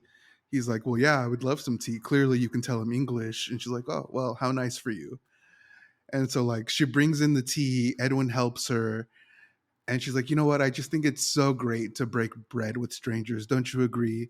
And so like she pours in some tea, asks him if he wants lemon or milk, and she offers him like these little finger sandwiches on a plate. And so like she holds the plate over to him like, hey, do you want some finger sandwiches? And he takes the whole plate. But we can tell by the fact that she's still trying to hold on to the plate. It's like, hey, no. Like, I wasn't offering you all these sandwiches, but like he takes the whole plate and her face is just like, okay, like I get, like I guess. That's a lot of man. Right, yeah. He's a bigger dude, but he is charming, and he's like when he first arrives, like he's looking through the grate of the door, like very playfully trying to see her and all that. So I could see how Hmm. she would like him. But also, and realistically, like what was ever on that plate, that was like 2 sandwiches at most, just cut up Yes, into really small squares. yeah. Like So what it's would like you not that crazy just that make somebody would. Yeah. I didn't mean that in the like woman make me a sandwich thing. I meant it if somebody is like offering just make because those are little finger sandwiches I don't fuck with. Yeah. And again, this is where she's introducing herself, and she does the same thing. She's like, oh, "I'm Baby Jane Hudson." Hmm. He's like, And this is where we see Edwin's like, oh, okay, she might be red flag. I like he saw red flag right then and there because he's like, you're not a baby anything. right. But once he walks in, he realizes, well, he thinks that they have a lot of money because they've had the house Hmm. for a long time and it looks very nice. But so he's like, oh yeah, I'm gonna say whatever I need to say to get in with her because they got money. They got Hmm. money. And so he was like, sorry, Jane was like, oh, I'm thinking of hiring some dancers and like maybe hitting up the Vegas circuit. Like they always need singers and dancers. And he's like his face is saying one thing, but he says, I don't think how you can fail. I don't see how you can Hmm. fail. And it's like, I think you do. I think you do. Yeah. I totally agree with you on that, especially because like I said, I don't know. I don't know if it's the face acting or I don't know if it is what it is. But like his face acting to me tells me he thinks she's crazy, and he's like, "What the fuck did I get myself into?" Like, hopefully the price is right. Yeah. So they're starting to vibe a little bit. And then all of a sudden here comes Blanche with that with the buzzer and she buzzes and she's like basically cock blocking. This is the part of the story where we realize that the real villain is Blanche. Okay. Just so they so she runs upstairs and she's like, "You're gonna ruin everything," and yanks the buzzer out of the wall. And we're like, "Oh fuck!" Now she is like she has no lifelines anymore. Right. Like you were saying, And even then, there's one part of the conversation where Blanche wants to know who was at the door, and Jane is like, "Oh, well, that's my friend. Somebody who doesn't even know you exist. Don't you hate that?" And Blanche is like, "Well, I've always wanted you to have friends. Like, I've always wanted that." And Jane is like, "Oh, yeah, you've always wanted me to have friends? Well, why didn't I ever have any?" To me, that's just such a funny question. Like, hey, because of you, your sister is not going to be able to tell you why you never had friends. So for me, I understand that there's a total lack of accountability here. So I was able to see here that Jane doesn't believe that she can do any wrong. that's such a fucking like low key hilarious line because it's genius. It's like saying it would be like me being like, "Oh, really? You've always wanted me to be skinny? Then why am I fat?" It's like Yeah. Like, because you've been eating all the food because you have pizza once a week. Like, there's reasons. So because yeah, you order McDonald's every other day. Like, yo, how many of those McDonald's adult Happy Meals have you had so far? just one. Just the one? Okay, I've been seeing people like But posting like they've been going to get back, like going repeatedly back to get them. Why can't I speak? oh, no. But you had Just one two. adult Happy Meal, and I had 2 kids' meals with the buckets, the spooky buckets. Oh wait, is that not the same thing? No, the adult Happy Meal is like actual like adult size. It's like a Big Mac or like 10 chicken nuggets and fries. The Happy Meal is like 6 nuggets and some fries, or like a cheeseburger and fries. So what's the with this is sponsored by McDonald's. The adult Happy Meal. What's different than just ordering a number one or whatever? Like, what is it It cheaper? has a toy. Oh, okay. So you get and what's the toy? Like, is it like a dildo? Like, It's the McDonald's characters like the Bird, Grimace, Ronald, Hamburglar. So the OG McDonald's characters. okay. But is it like a bigger Hate that I huh? I just okay. I don't see the appeal, but I see the appeal of the. So there's adults now getting kids Happy Meals just for the buckets. That's what's happening. Yes. I thought the adult Happy Meal was coming in the buckets, and that's why they were getting them because it was like retro thing. Okay, I'm on the board with you now. Which buckets did you get? I got the same kind. They're two ghosts. Okay, I didn't get the witch or the pumpkin. I don't want the pumpkin, but I would have liked the witch. can you ask for or no? Can you ask for the specific thing? I mean, I order on Uber Eats. It's not like I go to the store. Oh, okay. That's cool. All right. Well, this has been Anthony's McDonald's corner. God damn, I hate this. All right, so back to the movie. So she decides that she wants to sing and dance "I've Written a Letter to Daddy" to Edwin, so she can see how he is, or basically so she can show off to him, right? And he gets to the piano and he's playing the song, and like again, this is very grotesque. Like she should not be lit from underneath or from above. Oh, yeah, that's what they're doing. And this very creepy scene. Edwin's like, "What the fuck am I getting myself?" But she gives it her all. Like it's still. I mean, oh, actually, her voice is terrible here. Yeah. Yeah, right.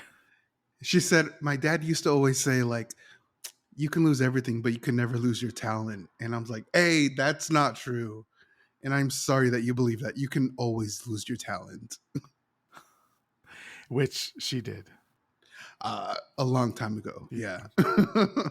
So at the end, Edward even like claps or whatever, and then To appease her, right? yeah, he tries to conceal his disgust for what just happened, and I love Edward a lot because everything he says is couched in an insult.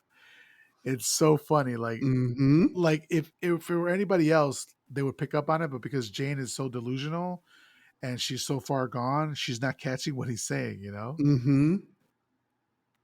And so Jane brags about who she was as a child, and then she shows him a scrapbook of herself. So back in the living room, Jane and Edwin agree to his salary, and then they plot their moves. And then Jane drives him home.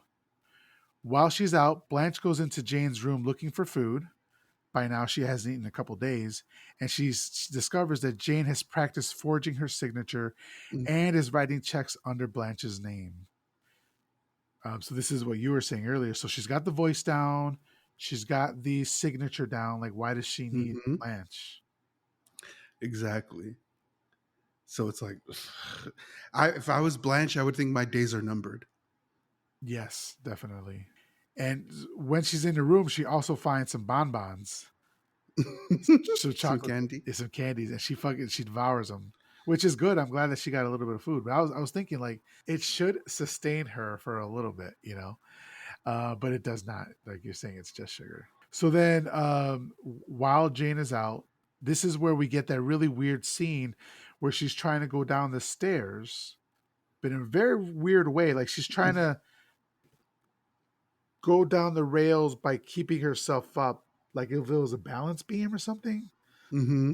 Very weird. Like you and I were saying, just sit on the steps and kind of scoot your way down, you know. And yeah, there was no reason for her to be like trying to slide down the banister type of thing, because like that's clearly not working for you. Right. But it takes her a while to do it, and finally she gets down to the phone and she calls her doctor and she's asking to speak to the doctor. In the meantime, Jane is on the way back, and she tells him that she needs help and asks if he could come to the house right away. And while she does this, this is when Jane is back in the house and she hears what she's saying. She hears that she's talking to the doctor. This is very suspenseful. I was like, first of all, the timing does seem off, like always. but she's walking in and we're thinking, oh yes, she's going to get somebody into the house to help, and that person is going to also be killed by Jane, but that's not what happens. Oh fuck yeah. So Jane kicks the fucking kicks her sister in the fucking face, Mm-hmm. and then just repeatedly beats the shit out of her, like just kicks her over and over and knocks her out. Like when she kicked her in her face, her head went back into the wall and knocked her Mm-hmm. out. And I was like, this was when I was like, oh, she's not making it out alive. Supposedly that really happened. Supposedly that first kick was real, and the scream that we hear is actually Joan Crawford's actual real scream. And Betty Davis was quoted as supposedly saying, "I barely even grazed her." Really? Yeah, yeah, Holy shit. That's crazy. That is yeah. So apparently some of that was real, but also like in the 60s, yeah, for sure some of that was real. We just don't know what. right. Or like who was the stunt actor or when the stunt Mm-hmm. actor came in or not. Yeah. But she loses it. Like she continuously just beats her, like kicks her and kicks her, kicks her. And like at the end, she's like out of breath. She's like hulking over her, just like holy shit. She got out like 30 years of frustration right there. Yeah. Absolutely. So then she runs back or she walks back to back to the phone. She's still out of breath. She sits down, composes herself for a second, tries to catch her breath, and then she calls the doctor back, and she tells she gets him right before he's about to leave the office, and she imitates her voice, imitates Blanche's voice, and tells him not to come. That they found another doctor. When this happened, I was like, "Fucking hell, man! This is like we're seeing the death of a woman right here. This is really fucked up." Mm-hmm. I love the idea of having an enemy who can totally undo every effort you make to try to save yourself. Yeah, that's fucked, right?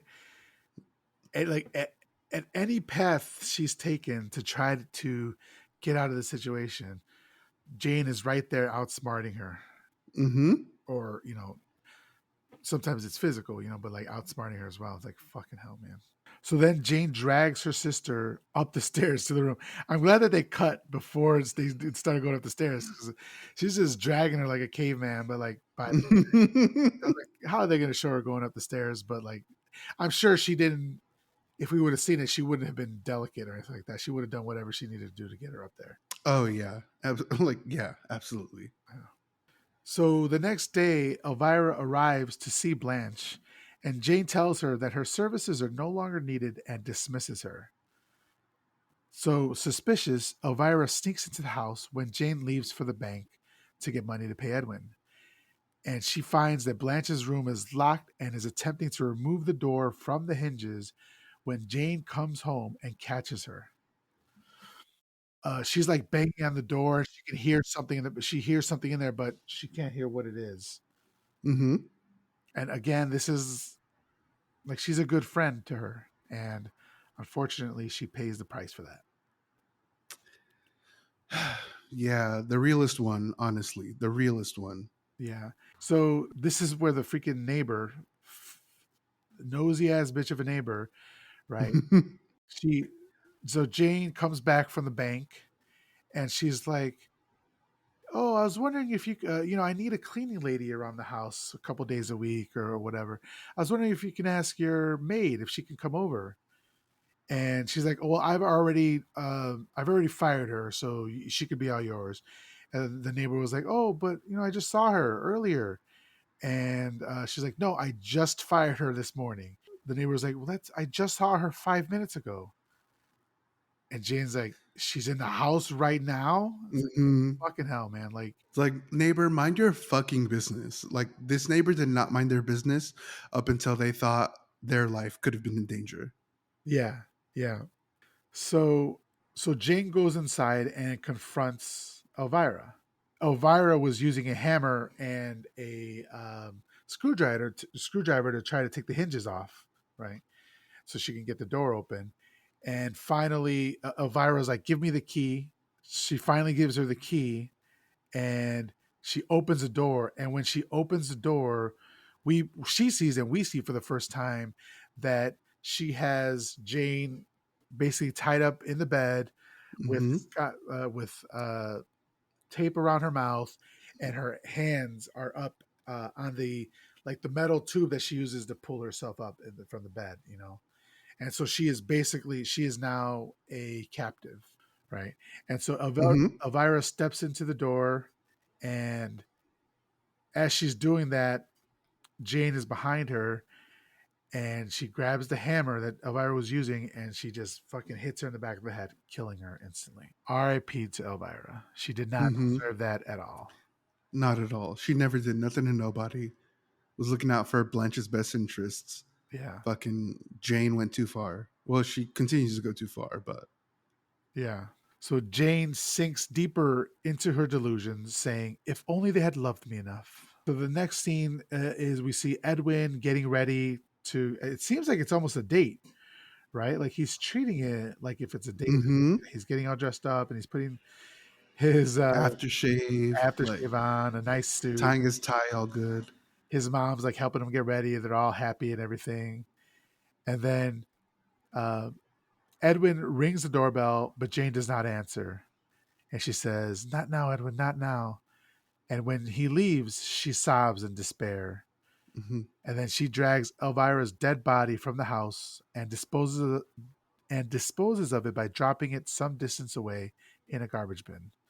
So fucking disrespectful. Right. And like Jane has been on one this entire movie, but like I love that we're clearly taking a darker turn when we see Jane trying to like dispose of the body. Like it builds the suspense for me that like she's willing to do whatever it takes and it doesn't matter who gets in the way.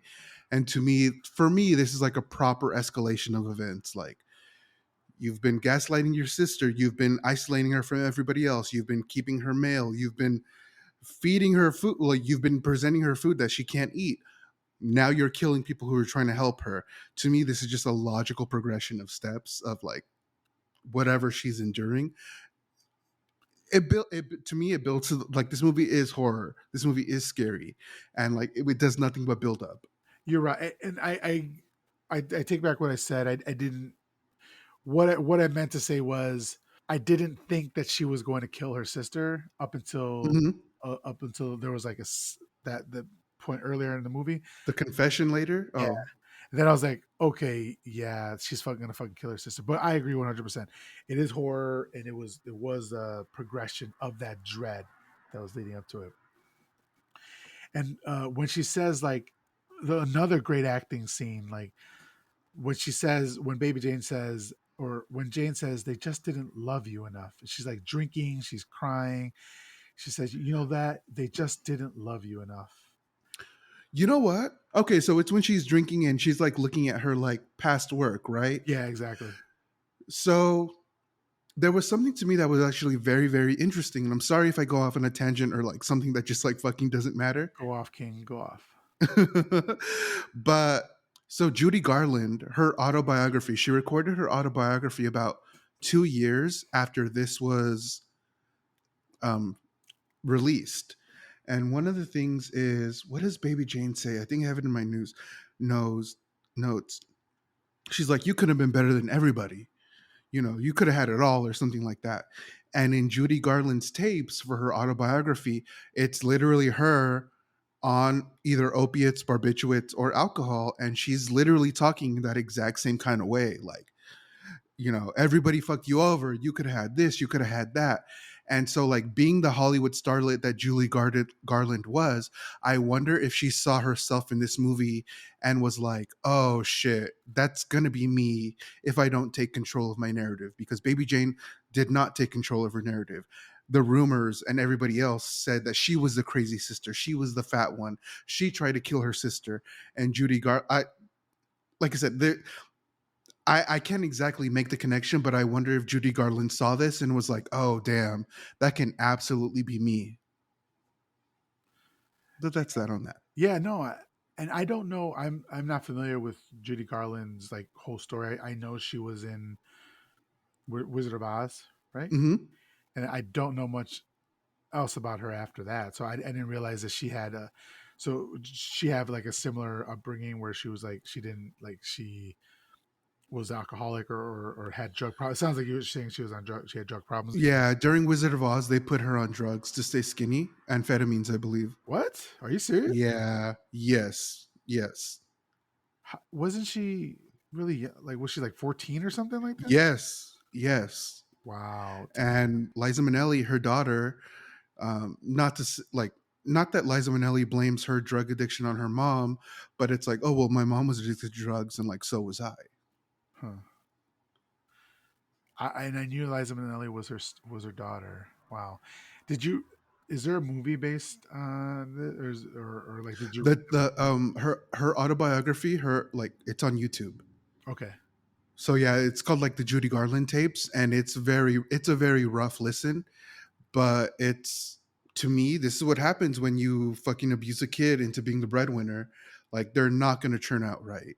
Yeah, that's fucked up. Yeah. So I don't know.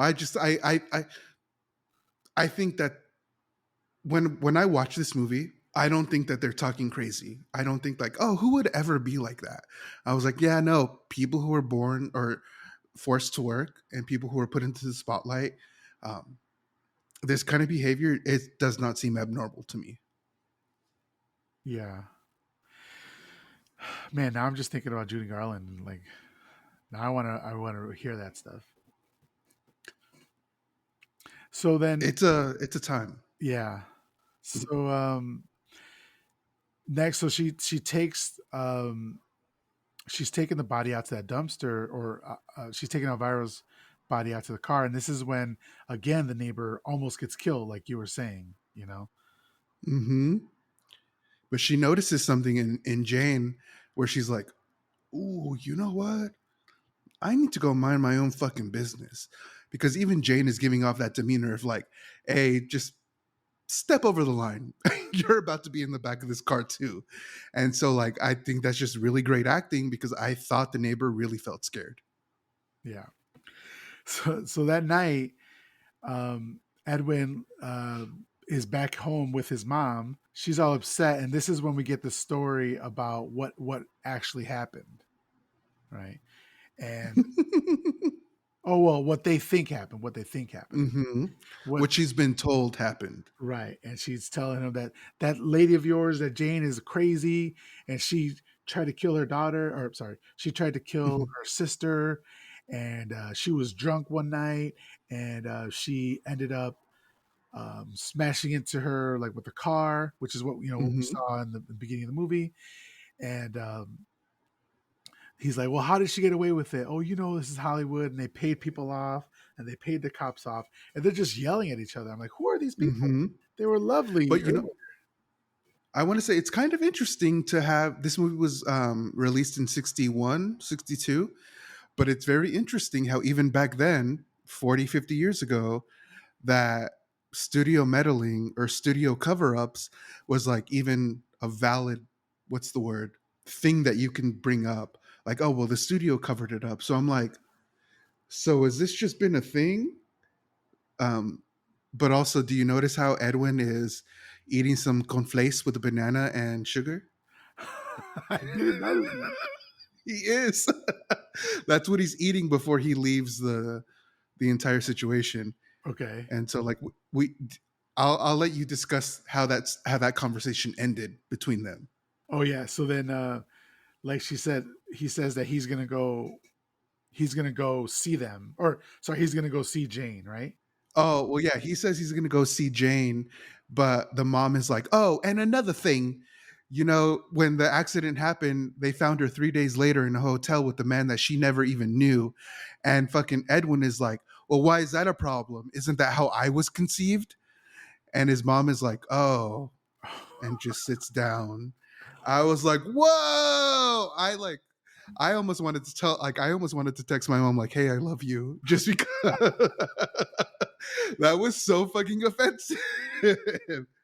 Well, I mean, if you don't want the smoke, then don't ask for it. Like she was I asking. mean, valid, but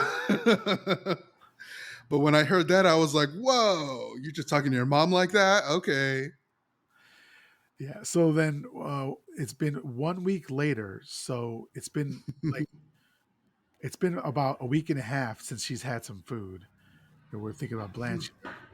So 1 week later, the police phone the Hudson house and tell Jane that a cousin of Elvira's reported her missing. And they say that the last time she was seen was at their house. And then Jane tells them that she hasn't seen Elvira in a week. A panicked Jane then prepares to leave with her sister, fearing the police will discover what she's done. Suddenly, a drunk Edwin shows up at the house, demanding to receive his first payment. While he is there, a weakened Blanche is able to knock over a bedside table in her room. Edwin hears the noise, goes upstairs to investigate, and finds Blanche tied to her bed. And the whole time, like he's trying to get past Jane, she's like, please don't, Mm-hmm. but he just like forces his way through. He's very suspicious of her, so like he's not really in a trusting mood.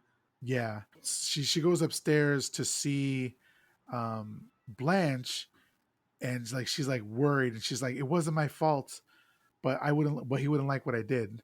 And so like she's like treating, I don't know, she's talking to um Blanche as if she's not like killing her, like if she's not doing something terrible to her, like if they're friends. It was just weird. It's just weird to me. Edwin finds Blanche tied to her bed, and he's shocked at her dying condition as she begs for his help. She looks fucking like almost a skeleton. She looks so bad. Mm-hmm. I mean, it's kind of like burned in my mind, like what she looks like. The makeup department did an excellent job of like building her up to look like this, right? I feel that way when they're on the beach because her lips look so dry. Yes. And I'm like, can you fake that? How do you fake that? Like, yeah, it looks bad. It looks bad there. So Edwin runs from the house and gets away from Jane. Desperate, Jane puts her sister in the car and drives to the beach. The next morning, the search is on for the missing Hudson sisters. Elvira's body was found by the police, and there are bulletins on the radio. Blanche, now starved and dehydrated, is lying on the sand with Jane sitting beside her, oblivious to her plight. Aware that she is dying, Blanche tells Jane the truth of what happened years before. It was she, Blanche, who tried to run over her drunken sister. Jane, however, moved out of the way in time, and Blanche had slammed into the gate and snapped her spine, but managed to drag herself out of the car and up to the wrecked gate. Because Jane was too drunk to realize what happened, she has long believed that she was responsible for her sister's condition. Then Jane sadly asks, "You mean all this time we could have been friends?" my most recent time that made me tear up. Because Yeah. like, even like thinking about it, because like for however many decades, whether or not Jane put the blame on herself or whether or not Blanche put the blame on Jane, the public put the blame on Jane. But like, that's her first fucking reaction when she hears that it wasn't her. Like, oh, so we could have been friends. It wasn't even, oh, so you lied to me this whole time. Oh, so you made me look like a fucking bastard the entire time. What her first thought is, like, we could have been friends. And like, that's so fucking heartbreaking. Like, this is why when it comes to like, not all of her actions are excusable, but like, honestly, it some of it is. Yeah. Sorry to say so bluntly, but she was put in a situation that like she was lied to for decades. And there's just such an innocence about that being her first reaction. Like, we could have been friends. Like, She was lied to, yes, but she's responsible for her own actions. And so how she dealt with that information that she was given is her fault. But yes, she was lied to continuously, and like at any point Blanche could have told her the truth and she didn't. And so Jane has been torturing Blanche more physically, more overtly, but Blanche has been torturing Jane's, mentally, right? And so it's just like the epitome of a toxic relationship, right? It's terrible on both sides of it. And One thing that was kind of heartbreaking as well on Blanche's side is she was like, Jane, there's no time. Get help. Get somebody. Like she knew that she was on death's door, and she was begging like one last time for help. Yeah. And she's like, what does she say? Like, I can't. They'll be angry with me. I was like, it's such a child. Hmm. She has reverted to childhood at this point. She's Hmm. completely gone. So, however, this revelation comes too little too late for Jane, whose mental health has completely deteriorated by this point. Jane runs to a beachside concession booth to get ice cream cones for the two of them. Two policemen arrive and intercept Jane as she's returning with the ice cream cones. As a crowd of beachgoers begins surrounding her, Jane realizes that she again has the attention she has long craved, and she dances before the onlookers, joyfully happy at last in her decayed imagination. The police spot a motionless Blanche lying on the sand and break through the crowd to help her as the deranged Jane continues to dance. The end. What an ending. What an ending. What a movie. Just She absolutely. got what she wanted. Yeah. Um, so the point where all the onlookers, I hate fucking nosy people. Like you just start it's, like you just see something happening and you just walk out of your house and start looking, and then like I don't know, man. Those have No, I'm a creep from the blinds ass person.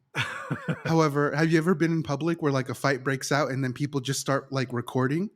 No, I've never done. When I see, are you? I was gonna say, are you one of those people? No. I've never seen it. I've never been. I've seen like videos of that happening, but I've never like been in a situation. Have you? Oh yeah, so I've been in several situations where like a fight will break out and like people that I'm with will start recording and I grab them by the fucking neck. I'm like, get the fuck out of here. Like, don't fucking pull out your phone to start recording. First of all, have you never seen a fight before? But also, like, honestly, have some fucking decorum. Like, you act like you've been here before. Don't record, like, don't pull out your phone because you've just so I listen, I get very offended Yeah. when I'm with someone and they start recording because it's like, oh damn, I thought you were better than that. So now I'm thinking about my choices. So it's very that like these people are like, oh, baby Jane. And so they start surrounding her. Meanwhile, they didn't know baby Jane's name 24 hours before that day. Yeah. So it's like, It's very much like let's look at the quote unquote freak sort of thing. like you want to be in the mix so bad. Yeah. And it's like, okay, weirdo. Why?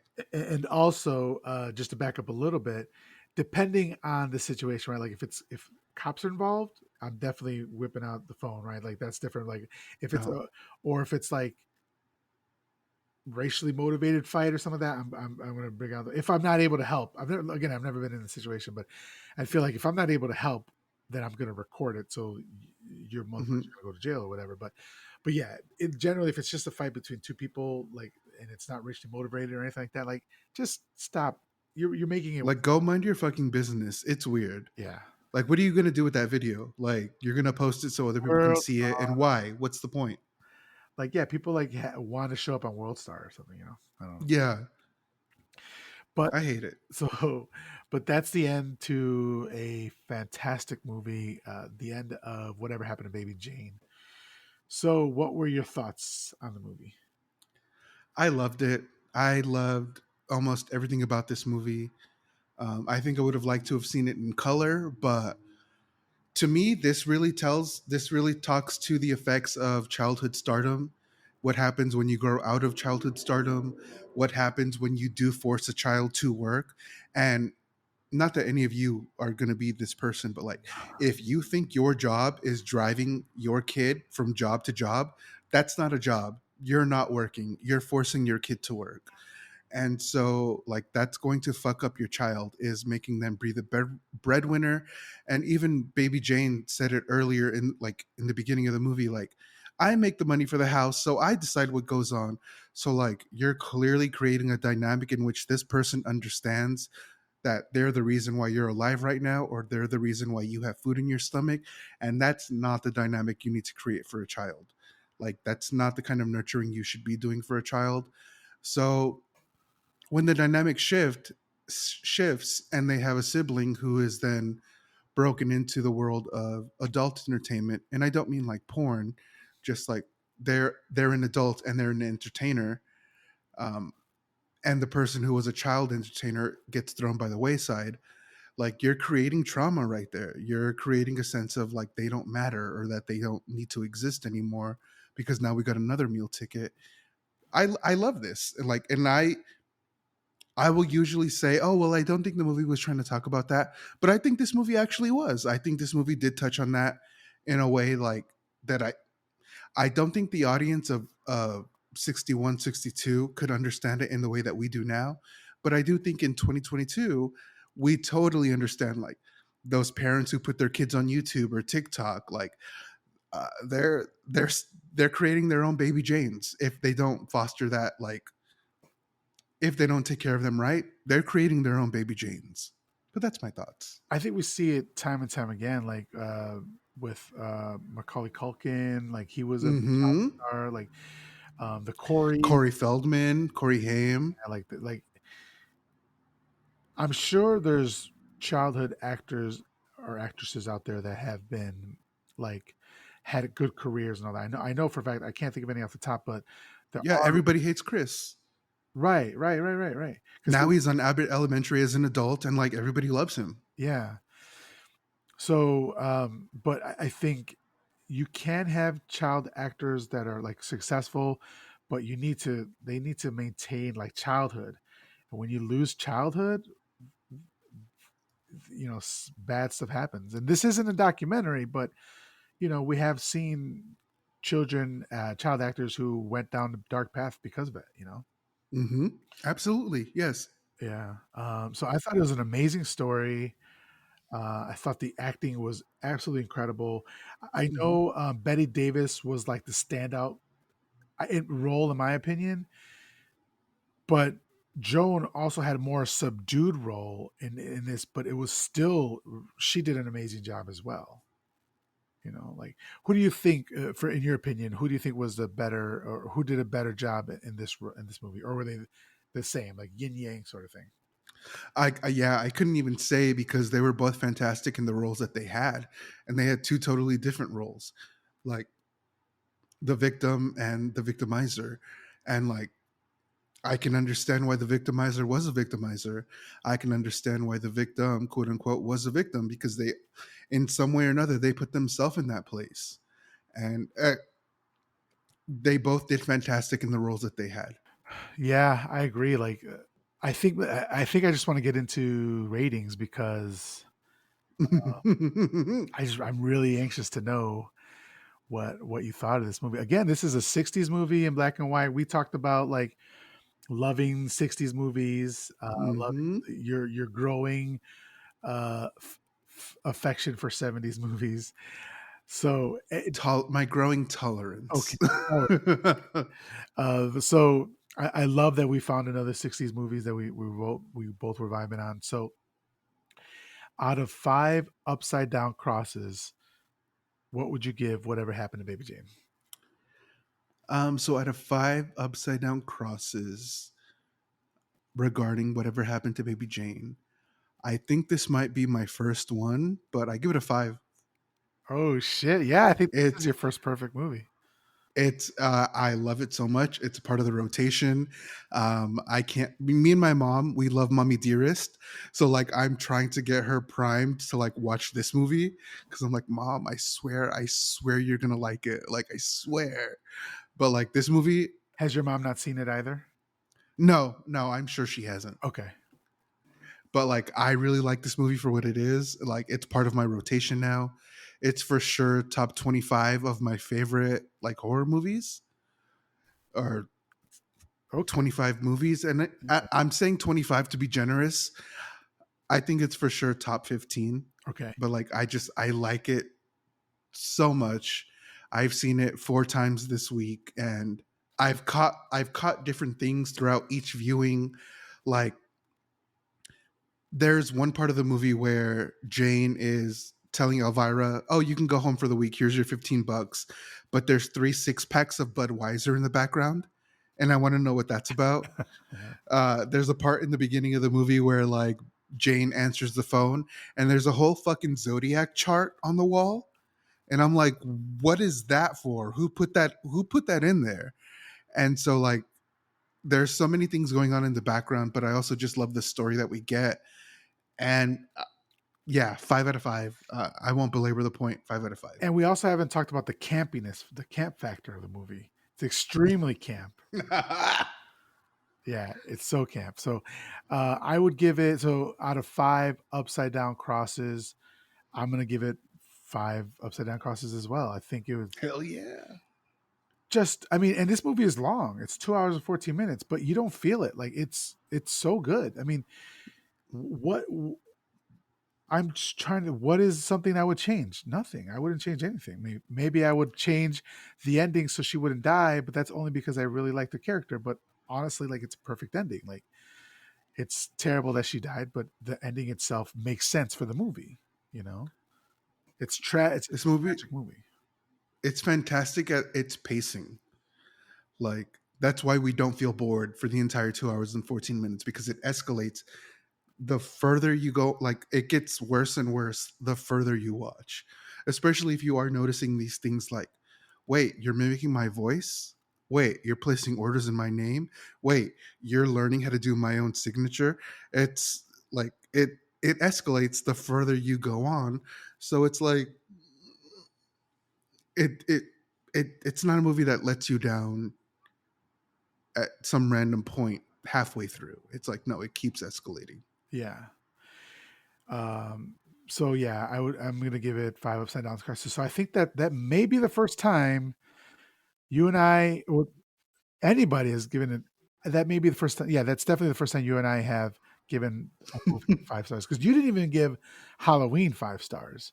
I think you gave it like Mm-mm. 4, 4.5 or something like that.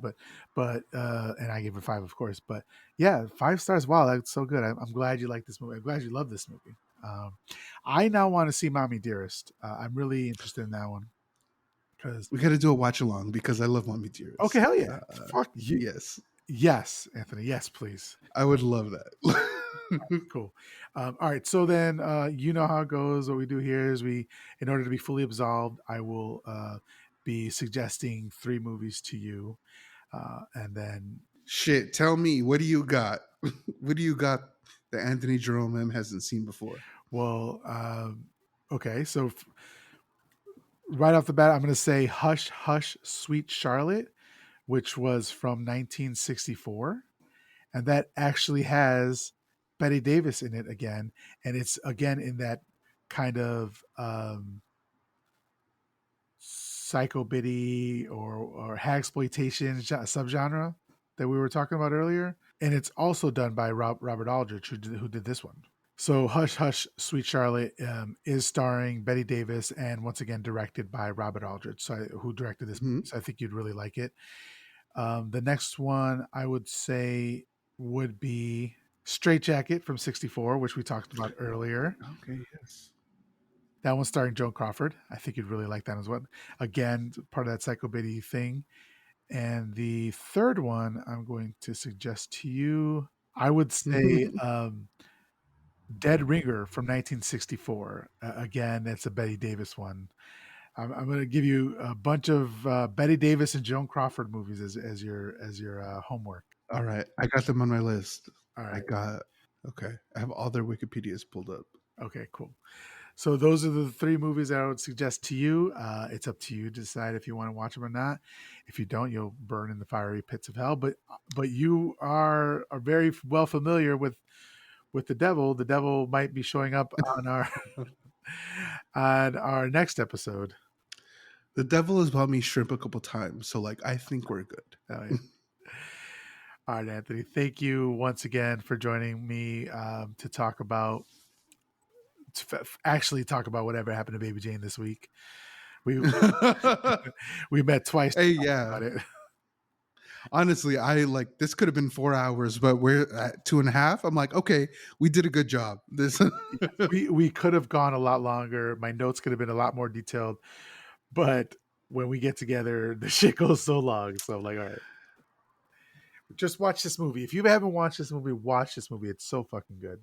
Please do. Yeah. Especially like, yeah, if you like old movies, if you know you like the 60s, if you like Hollywood drama, Yeah, watch this movie. Let me ask you a question, Anthony. Before we met and we started talking about like 70s movies and older movies, and I gave you some recommendations for 60s, how did you feel about older movies?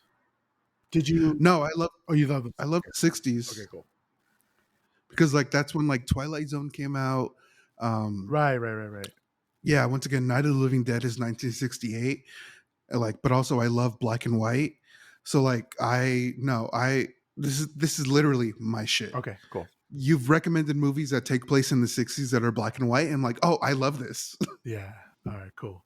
Because I know there's people like in my horror circle, like or in other uh, discords and stuff like that, that like don't fuck with anything like pre like 1980 or something like that. And it's like, you know, I think that this is one of those movies that people like that could get into, you know. So I would agree, but like I told you, like the only thing that I have blocked off, well, I had blocked off is the 1970s, but like 60s, 80s, 90s, 2000s, that's absolutely my shit right there. So like this is literally right up my alley. you know what I want to do next with you is a silent movie. I think that could be fun. Haxon or Nosferatu? Haxon. Have you seen either one of those? Yes, both. Oh, I love them both. okay. Have you seen The Phantom Carriage? Never heard of it. Okay, that's a black and white. That's a silent film that I've had on my radar for a while, and a couple guests have like toyed with the idea of doing it. They haven't done it, so maybe let's talk. Let's talk. Let's talk. I haven't seen Phantom of the Opera either. Right. Okay, yeah, Lon Chaney, great. Okay, there's tons to choose from. So I'd love to, because then we'd have like silent era. We'd have 60s on our belt. We'd have 70s. We'd have I don't know if we've done 80s yet. We got the Miguel, 2000s. You know, I love a man with no voice. So a man who can't speak or a man I can't hear, I'm for it. Yeah. okay. All right. All right, Anthony. And with that, could you please let the audience know where they could follow you, how they could support you, talk about your podcast, all that stuff. All right. So I am most active on Twitter. That's Anthony Jerome M, ANTHONYJEROMM. Twitter, also known as Half Black Phillip on Twitter. I am the hosts of Fuck You Hexed. That's Drunk Anthony and Sober Anthony talking about the shit that spooked us as a kid or shit that spooks us now, like folk horror, folk tales, movies that we like, and things of that nature. And that's about it. But yeah, one thing also, even as a joke, don't tell me what to do. I don't like that shit. I take that offensively. Like, just not even as a joke. Don't tell me like, oh, Anthony, you need to watch this. I will never watch what you're talking about. Like, just don't do it. But yeah, Anthony Jerome M on Twitter. Also, Anthony Jerome M everywhere else. Instagram, email, all that. But yeah, Miguel. I was just gonna say you're also Anthony Jerome M on OnlyFans. If you want to see what this dick is about, yeah, go ahead. Anthony Jerome on OnlyFans. He also does foot stuff, so just he's got a lot of like really like subscriber only stuff. He's got some free stuff as well, but the subscriber only stuff is the stuff you want. People are like racing to OnlyFans right now trying to find Anthony Jerome. I'm a foot boy, baby. All right, before this gets out of hand, if you'd like to follow me, you can follow me on Twitter at MHCPod, like My Horror Confessional. You can follow me on Instagram at myhorrorconfessional@gmail.com. If you'd like to email the show, you can email me at myhorrorconfessional@gmail.com. The music was done by my friend Taylor. You can follow her on Instagram at TheTaylorFox. Her band, The Great Hag, has released her album earlier this summer, and now if you want to buy it on vinyl, you can do that as well. So check that out. The art was done by my friend Cap Mikey. You can follow him on Instagram at Captain_Mikey_arts. Thank you so much for listening, and we will see you next week. Bye.